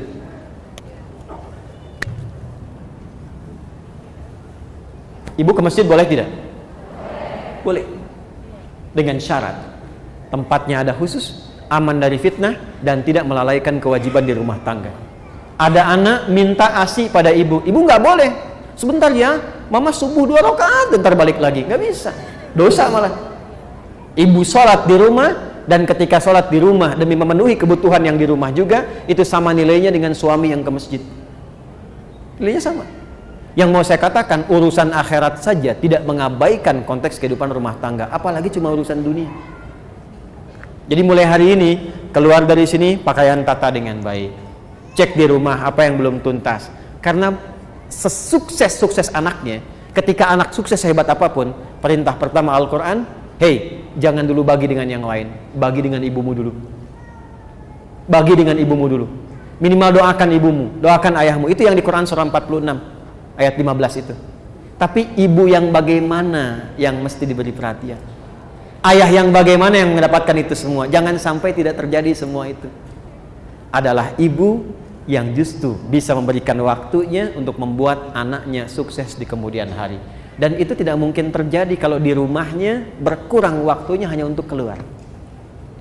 Tidak disalahkan ketika keluar, tapi bagi sehingga tidak meninggalkan yang pokok. Saya tutup yang terakhir. Ibu mau jadi perempuan solihah? Alhamdulillah. Yang mau? Ya, insya Allah katakan amin. Alhamdulillah. Maka teruskan kembali ke Quran surah keempat ayat 34. Kalau ingin jadi istri ibu yang solihah, cirinya 2. Ada berapa cirinya? 2. Fas-solihatu. Tadi kan ar-rijalu kan? Sekarang fas-solihatu. Maka istri-istri yang solihah itu ciri pokoknya 2. Qanitatun. Ciri pertama qanitat, jamak dari kata qanita. Bahkan saking inginnya ada ibu yang memberi anaknya namanya qanita. Ada qanita. Oke. Apa artinya qanita? Ya, itu terjemahan kan ya. Baik. Qanita itu sifatnya kunut, berarti doa kunut itu doa taat dia. Baik. Qanitat artinya kepatuhan yang total. Kepatuhan yang total kepada Allah, itu dasarnya. Kepatuhan yang total kepada Allah.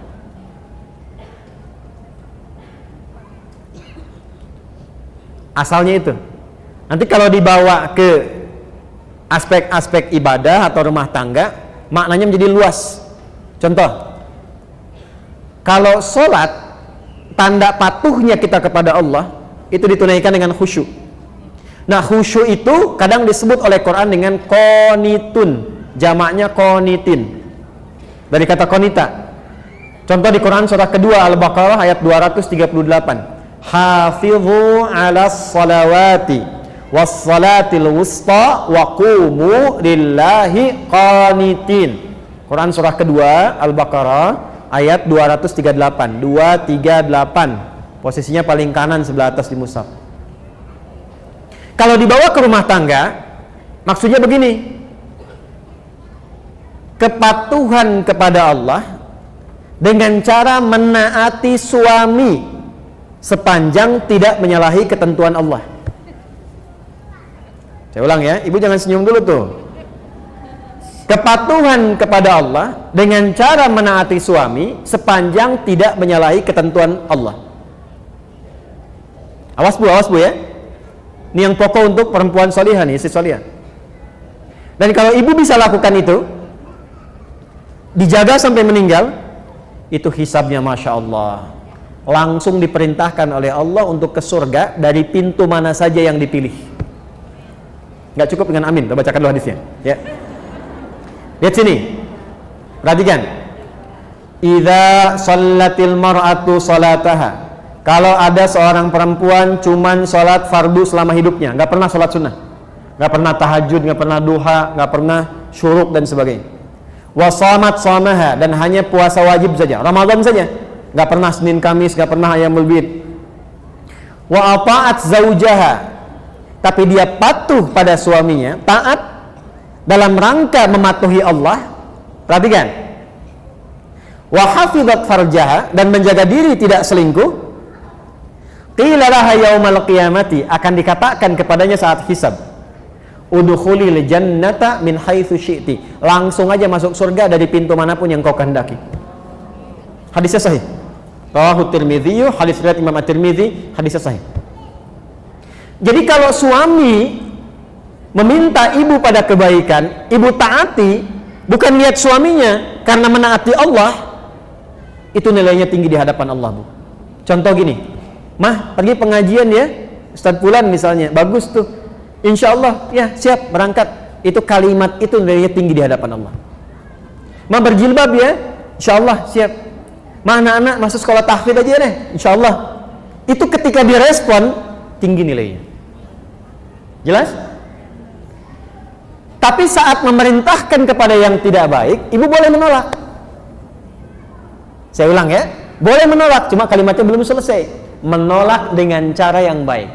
Ingat yang pemimpin itu siapa? Suami. Contoh, Mah lepas dulu jilbabnya ya, Papa ada family gathering, yang lain gak pakai jilbab, Papa gak enak. Sebentar aja, cuma 30 menit, dari itu pakai lagi. Ibu kalau jawabnya, apa? Tahu nggak Pak? Ini, itu rame itu. Tapi kalau ibu cara masuknya, Pak, dulu Mama sebelum meninggal, dari kecil sudah melatih aku untuk pakai jilbab. Nah, aku niatkan pakai jilbab ini di antara amalan yang jariahnya insya Allah sampai ke Mama, ke Papa. Kalau dilepas 30 menit dan di saat itu kemudian aku wafat, meninggal dalam keadaan tidak berjilbab, kira-kira bagaimana di hadapan Allah? Ya sudah deh, nggak apa-apa, pakai aja, mungkin jadi dakwah. Ya itu cara masuk yang enak, itu halus. Ya boleh menolak, tapi cari jalan yang terbaik, yang halus. Terus ya, Mas ini, Mama mau tahajud dulu Pak. Udah, temenin Papa nonton dulu nih, ini babak kedua nih, rame nih. Bola misalnya kan. Baik, gini aja deh Pak, dalam tahajud setelah sholat Mama doakan klubnya Papa bisa menang. Ya udah tahajud sana. Tahajud kan. Tiba-tiba kalah kan, Mama sih tahajud. Iya, Papa sih diminta menang malah menangis gitu. Kayaknya udah. Jelas ya? Oke. Jadi satu, taat pada suami sepanjang meminta kepada yang baik-baik. Tapi kalau sepanjang tidak baik, boleh menolak dengan cara yang apa? Baik. Yang kedua yang agak tidak mudah nih, sekarang bisa terjadi.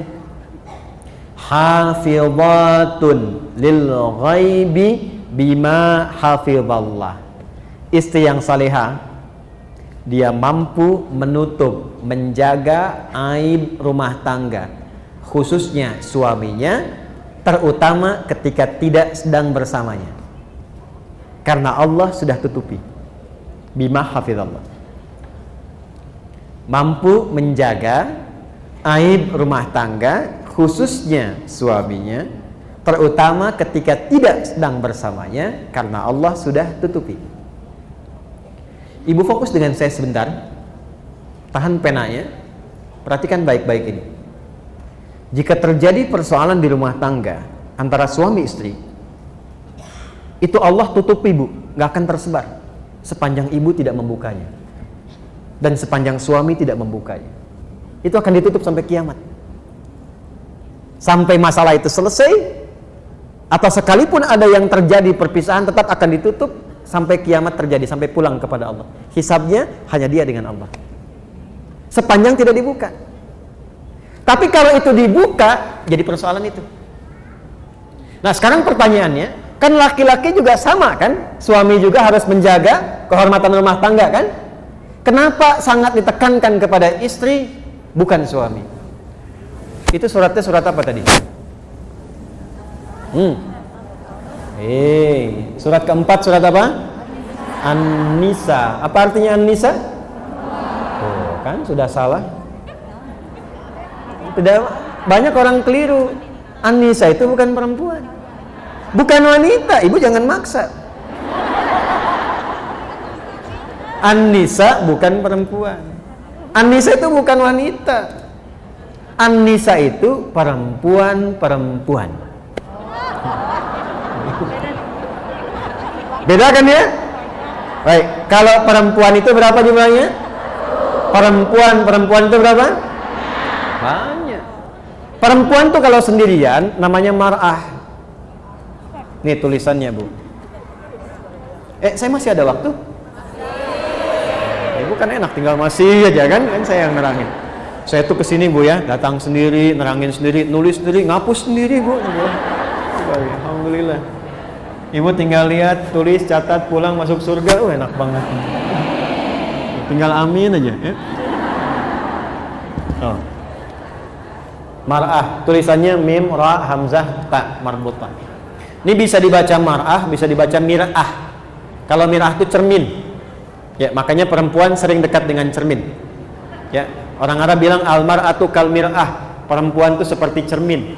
Makanya kan ibu senang kan cermin, di rumah udah lihat cermin, turun dari mobil lihat spion lagi, masuk masjid lihat kaca nako masjid, ngaca lagi, deh. Nggak apa-apa, dicek di tasnya pun ada cerminnya juga, gitu. Minimal handphonenya kan. Nggak apa-apa, itu fitrah, bawaan biasa. Mar'ah itu nanti sifatnya muru'ah. Muru'ah itu sifat yang senang menjaga kehormatan. Makanya perempuan itu senang tampil terhormat, jaga rapi, tertib. Beda kan Bu, kalau saya laki-laki keluar pakaian agak lecek sedikit, biasa. Tapi kalau kelihatan istri, stop, setrika dulu, rapi dulu. Itu fitrah, perempuan itu biasa. Tapi ingat, perempuan itu seperti cermin. Ibu tahu cermin? Tahu ya?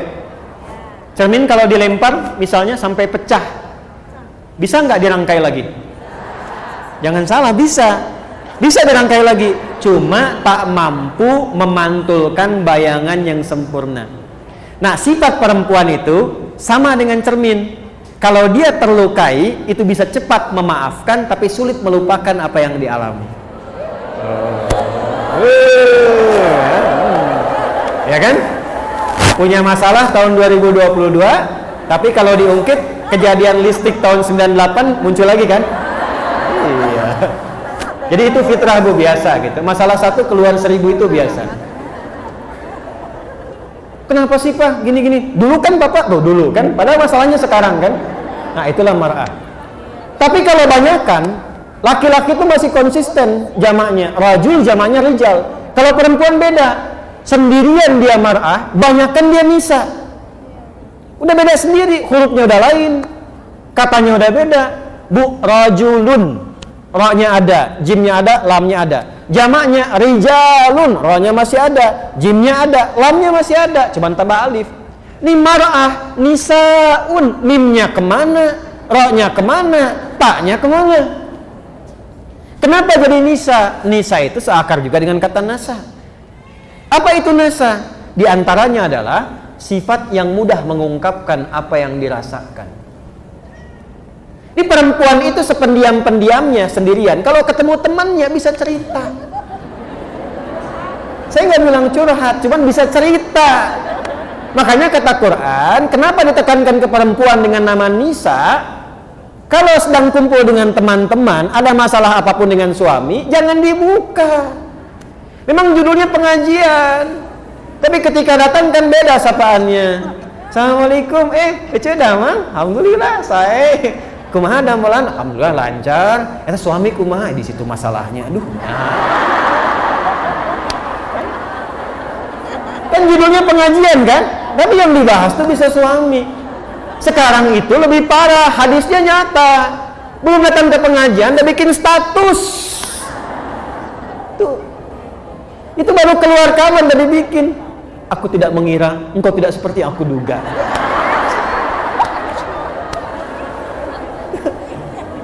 Terus yang menyebalkan itu ditungguin komennya, dilihat siapa yang komen. Teteh kenapa? Paham ya? Itu terjadi tidak? Halo, terjadi tidak? Pakai jilbab aja bikin status. Ceklik, sudah sampai TSM, tinggal menunggu Ustadz. Ayo, tuh ayo. Ngempel. Tuh, kan? Hadisnya betul tidak? Qurannya betul tidak? Berarti ibu semua butuh healing.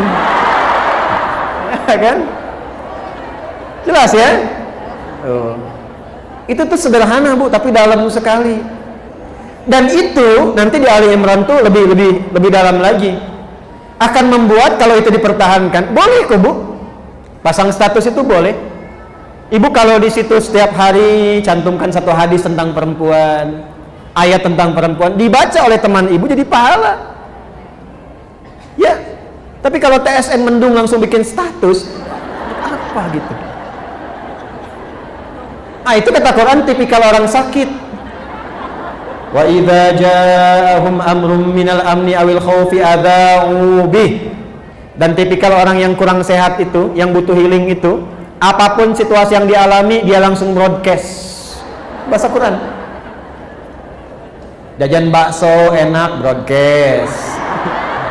Ya, kurang bayar broadcast. Ini awis bakso di dia ayeuna ceklik di Instagram. Tuh muncul. Gitu kan? Tuh butuh healing semua tuh. Paham ya sampai sini ya? Apa obatnya?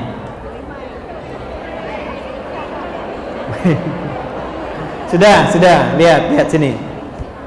Yang menciptakan kita siapa? Yang tahu tentang kita siapa? Maka healing terbaik kembalilah kepada Allah.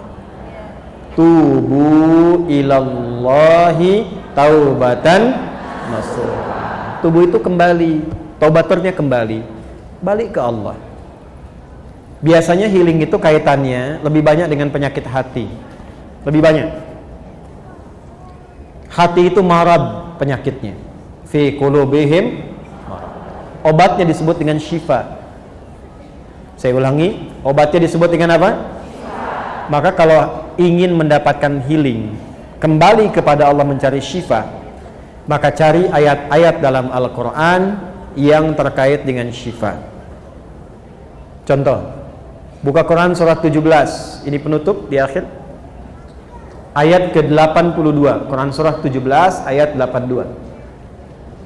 Wa nunazzilu minal Qur'ani ma huwa shifaa'un wa rahmatun lil mu'minin. Wa nunazzilu minal Qur'ani ma huwa shifaa'un wa rahmatun lil mu'minin. Wa la yazidudz zalimina illa khasara. Dan kata Allah, demi keagunganku aku turunkan ayat-ayat Quran itu menjadi syifa. Maaf Bu, Ibu, Bu, Quran itu syifa. Qurannya sendiri syifa. Jadi kalau sedang gelisah, ada persoalan, curhatnya ke Allah Bu. Nabi Yakub tahu, pernah dengar Nabi Yakub? Ayahnya siapa? Nabi Yakub ayahnya siapa? Nabi Yusuf. Punya masalah dengan anak-anaknya yang punya masalah. Curhat. Beliau curhat. Curhatnya pada siapa? Innama ashku bathi wa huzni ilallah. Sama Allah. Ibu bangun tahajud, minta sama Allah. Minta anaknya disentuh, berikan kebaikan, kemuliaan. Itu akan cepat. Dan kalau curhat ke Allah pun jangan dibikin status di media sosial. Tolong aminkan ya. Yang suka like ya. Salat 2013, sekitar 2012-2013, saya awal-awal pulang dari Tripoli.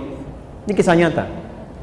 Seorang ibu datang dari kejauhan, wajahnya sendu, air matanya hampir tak terbendung. Beliau datang, Ustaz, anak, bahasa kita yang paling gampangnya, anak saya yang saya kandung, saya lahirkan, sulit sholatnya. Bagaimana amalannya? Dah Bu, udah lama tidak? Cukup lama. Ibu udah ingatkan berkali-kali. Ibu pulang sekarang. Malam ibu sholat, tapi di samping tempat tidur anak ibu. Lalu ibu bermohon kepada Allah. Minta aja dengan bahasa ibu, ya Allah, ini anak yang kau titipkan kepadaku, dilahirkan di rahimku, dipertanggungjawabkan olehku sampai dengan aku berpulang. Mohon jadikan ya anak yang soleh, rajin menunaikan sholat, dan ringankan hisabku di akhirat nanti di hari kiamat. Ibu minta aja, ntar hari ketiga ibu kesini lagi. Nggak usah diingatkan lagi, ibu nggak usah bilang sama anak, lakukan itu aja. Hari ketiga pulang sini lagi datang. Itu apa yang terjadi? Ini kisah nyata, saya tidak menceritakan yang fiktif. Hari ketiga, pagi-pagi sekitar jam 7 kurang sedikit, dari kejauhan panggilan begitu kencang, Ustadz, bawa nasi uduk. Anak saya udah sholat. Kok bisa, Bu? Jadi tepat di malam yang ketiga itu, anaknya bangun, dia berdiri, langsung dia kejar, dia peluk ibunya, dia menangis. Mama, maafkan aku, katanya kan. Maafkan aku. Ibunya pun ikut nangis. Aku kan selama ini nggak sholat karena mama kan dulu juga nggak sholat. Bapak juga sibuk begitu. Keluarlah kalimat itu. Maka keduanya saling bermaafan, saling berpelukan dan sebagainya. Di situ berjanji anaknya untuk menunaikan sholat. Bahkan datanglah kalian ke pesantren, kami siapkan murid untuk membimbing. Dia bukan hanya sholat tapi menghafal Quran. Sejak saya tinggalkan itu sudah 3 juz, mungkin sekarang sudah 30 juz. Dari anak yang tidak sholat menjadi penghafal Quran. Itu. Ini banyak sekali persoalan yang healingnya itu justru saat dihempaskan di atas sajadah itu. Bukan saat dihempaskan di media sosial. Ya, jadi kalau ibu mau curhat, cari yang solutif. Minta kembali kepada Allah. Ibu punya masalah dengan suami, wudu, ambil mushaf, baca Quran. Setidaknya ada ketenangan. Kalau sudah hati tenang, komunikasinya enak. Kadang-kadang nggak pernah tuntas itu karena dibawa dengan kegelisahan. Akhirnya yang muncul ego, yang muncul kehebatan. Lupa kalau dua-duanya itu hamba yang akan berpulang kembali pada Allah Subhanahu wa Ta'ala. Jadi healingnya gunakan dengan pemilik kita. Kembali kepada Allah, bangun konektivitas, dekati Allah Subhanahu wa Ta'ala. Kita punya sholat, kita punya Quran, ya, kita punya doa, gunakan semua itu untuk membangun konektivitas kepada Allah. Membangun koneksi disebut dengan zikir namanya. Sebut dengan apa? Maka semua amalan tadi di Quran disebut dengan zikir. Karena itu nanti ada zikir-zikir khusus, Bu, yang menenangkan hati itu. Ya muqallibal qulub, tsabbit qulubana ala dinik, ala imanik, alal islam. Dan zikir-zikir yang lainnya. Minimal Bu ya, Bu, rajin istighfar. Ini amalan saya ijazahkan dari Quran. Menjelang subuh, bangun sebelum subuh, misalnya 5 menit sebelum subuh aja, rajin istighfar.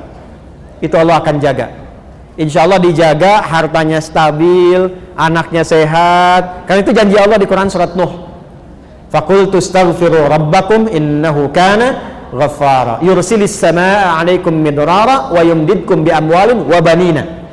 Jadi anak akan dijaga, suami dijaga, harta dijaga, kehidupan berkah, nyaman. Dan kenapa sebelum subuh? Itu amanah di Quran surah 51 di ayat ke-18.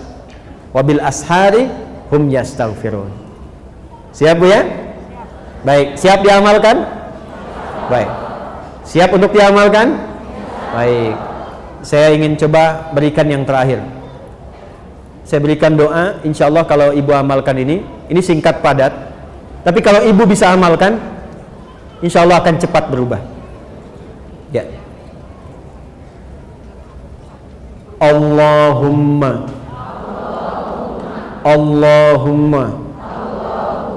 paksain. Ayo catat, ayo rekam, ayo. Ayo catat, ayo rekam, nggak apa-apa, ayo rekam. Ayo silakan. Allahumma paksain. Ya, mulai sekarang paksa diri sendiri ya. Paksa untuk tahajud, paksa untuk baca Quran. Anak paksa dulu untuk berjilbab dengan cara yang baik. Jelas? Paham? Quran surah kelima Al-Maidah ayat 100 sampai 101. Ya ayyuhalladzina amanu la tas'alu an asya'a in tubdalakum tasukum. Hei orang-orang yang beriman semuanya tanpa kecuali. Ibu beriman tidak? Berarti ayat ini untuk ibu ya. Hei orang-orang yang beriman, jika, perhatikan baik-baik, Quran surah 5 Al-Maidah ayat 100 sampai 101. Fokus di 101-nya nanti. Fokus ya ayyuhalladzina amanu, fokus 101-nya. Ya ayyuhalladzina amanu la tas'alu an asya'a in tubdalakum tasukum. Hei semua yang beriman, jika uraian sudah sampai dijelaskan, dipahami, maka jangan banyak ditanyakan lagi. Banyaknya pertanyaan itu akan menjadikan yang jelas menjadi tidak jelas. Paham? Beriman tidak? Jelas? Ada pertanyaan? Alhamdulillah. Baik. Pertama saya minta maaf dari selama waktu mengajar sampai hari ini tentu banyak salah, saya akui banyak salah, mohon dimaafkan. Mohon doa agar Allah mengampuni dosa-dosa kami dan keluarga. Kemudian terima kasih atas doa-doa ibu sekalian, bapak juga mungkin ada di luar. Kami dikaruniai anak yang kelima, anak perempuan namanya Amira Rafi'ati Muslimah. Rafi'ah Muslimah itu dua neneknya disatukan, gitu ya. Amira putri kecilku, mudah-mudahan taat kepada Allah dan ditinggikan derajatnya, dan akan akikah. Jadi esok subuh itu saya harus segera kembali, karena pada subuh akan proses akikah. Saya tahnik dan saya ke Bandung lagi untuk pembukaan acara jam 10 besok. Karena itu, apa hubungan dengan taklim hari ini? Maksud saya akan langsung mohon izin untuk bersiap untuk kembali ke Bekasi, dan kita akhiri dengan doa. Mudah-mudahan dengan doa ini healing yang kita harapkan diberikan cepat oleh Allah Subhanahu wa taala. Alhamdulillahirabbil alamin. Ar-Rahmanir Rahim. Maliki yaumiddin. Iyyaka na'budu wa iyyaka nasta'in. Ihdinas siratal mustaqim. Siratal ladzina an'amta 'alaihim ghairil maghdubi 'alaihim waladdallin. Allahumma salli wa sallim wa barik ala habibikal karim rasulikal mustafa al-amin sayyidina Muhammadin wa ala alihi wa sahbihi ajma'in. Allahumma rabbana la tada' lana fi maqamina hadha wa fi kulli maqamin dhanban illa ghafartah. Ya Allah, jika di masjid ini atau di sekitarannya ada hamba-Mu yang dilumuri oleh dosa sebesar apapun, jangan biarkan dia pulang sebelum Kau ampuni dosa-dosanya. Wala hamman illa farajtah. Jika ada di antara kami yang tengah merasakan kegelisahan dalam hidupnya, jangan biarkan ia pulang kecuali Engkau telah tenangkan keadaan hati. Wala asiran illa yassartah. Ya Allah, Engkau Maha mengetahui. Di antara kami boleh jadi ia datang membawa kesulitan, baik di rumah tangganya, kehidupan sosialnya, pekerjaannya. Dengan keikhlasan ibadah dan niatnya, maka mohon ya Allah, hilangkan, angkat, dan jadikan kesulitannya berubah menjadi kemudahan. Allahumma wala maridan illa syafaitah. Jika ada di antara kami atau kerabat kami, keluarga kami, ya Allah, Engkau uji dengan penyakit seberat apapun, maka mohon angkat dan sembuhkan penyakitnya. Allahumma ya arhamar rahimin, ij'al baqiyata hayatina hayatan thayyibah wa akhir wafatina husnal khatimah. Ya Allah, jadikan sisa hidup kami yang kami akan lalui lebih baik daripada sebelumnya. Kami mengakui banyak berbuat salah, berbuat maksiat. Boleh jadi anak-anak berbuat salah maksiat karena perilaku orang tuanya, maka mohon ampun dosa-dosa kami ya arhamar rahimin. Ya Allah, ya rabbal alamin. Allahumma ya arhamar rahimin, jika ada sisa kehidupan bagi kami, jadikan hidup kami lebih baik dari sebelumnya. Dan bila pun kami mesti wafat di hari ini, waktu ini, maka jadikan waktu pulang kami sebagai husnul khatimah. Tawaffana muslimin wa alhaqna bis salihin ma'al ladzina an'amta 'alaihim minan nabiyyin was-siddiqin wasyuhada'i was-salihin wa hasuna ulaika rafiqa. Ya Allah, jadikan teman hidup kami teman-teman yang baik, tetangga kami tetangga yang baik, kerabat kami kerabat yang baik, dan jadikan tempat pulang kami berkumpul bersama orang-orang yang baik dengan Rasulullah sallallahu alaihi wasallam, para nabi, para rasul, orang-orang baik, orang syuhada, orang jujur, orang-orang soleh yang telah Engkau pilih dan berkehidupan di dunia ini.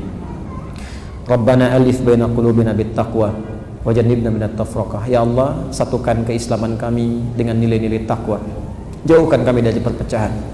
Wahfad baldatana Indonesia waj'alha baldatan thayyibatan wa anta tardaha. Jadikan negeri kami Indonesia negeri yang adil, makmur, baik. Jaga negeri kami ya Allah dan jauhkan dari perpecahan.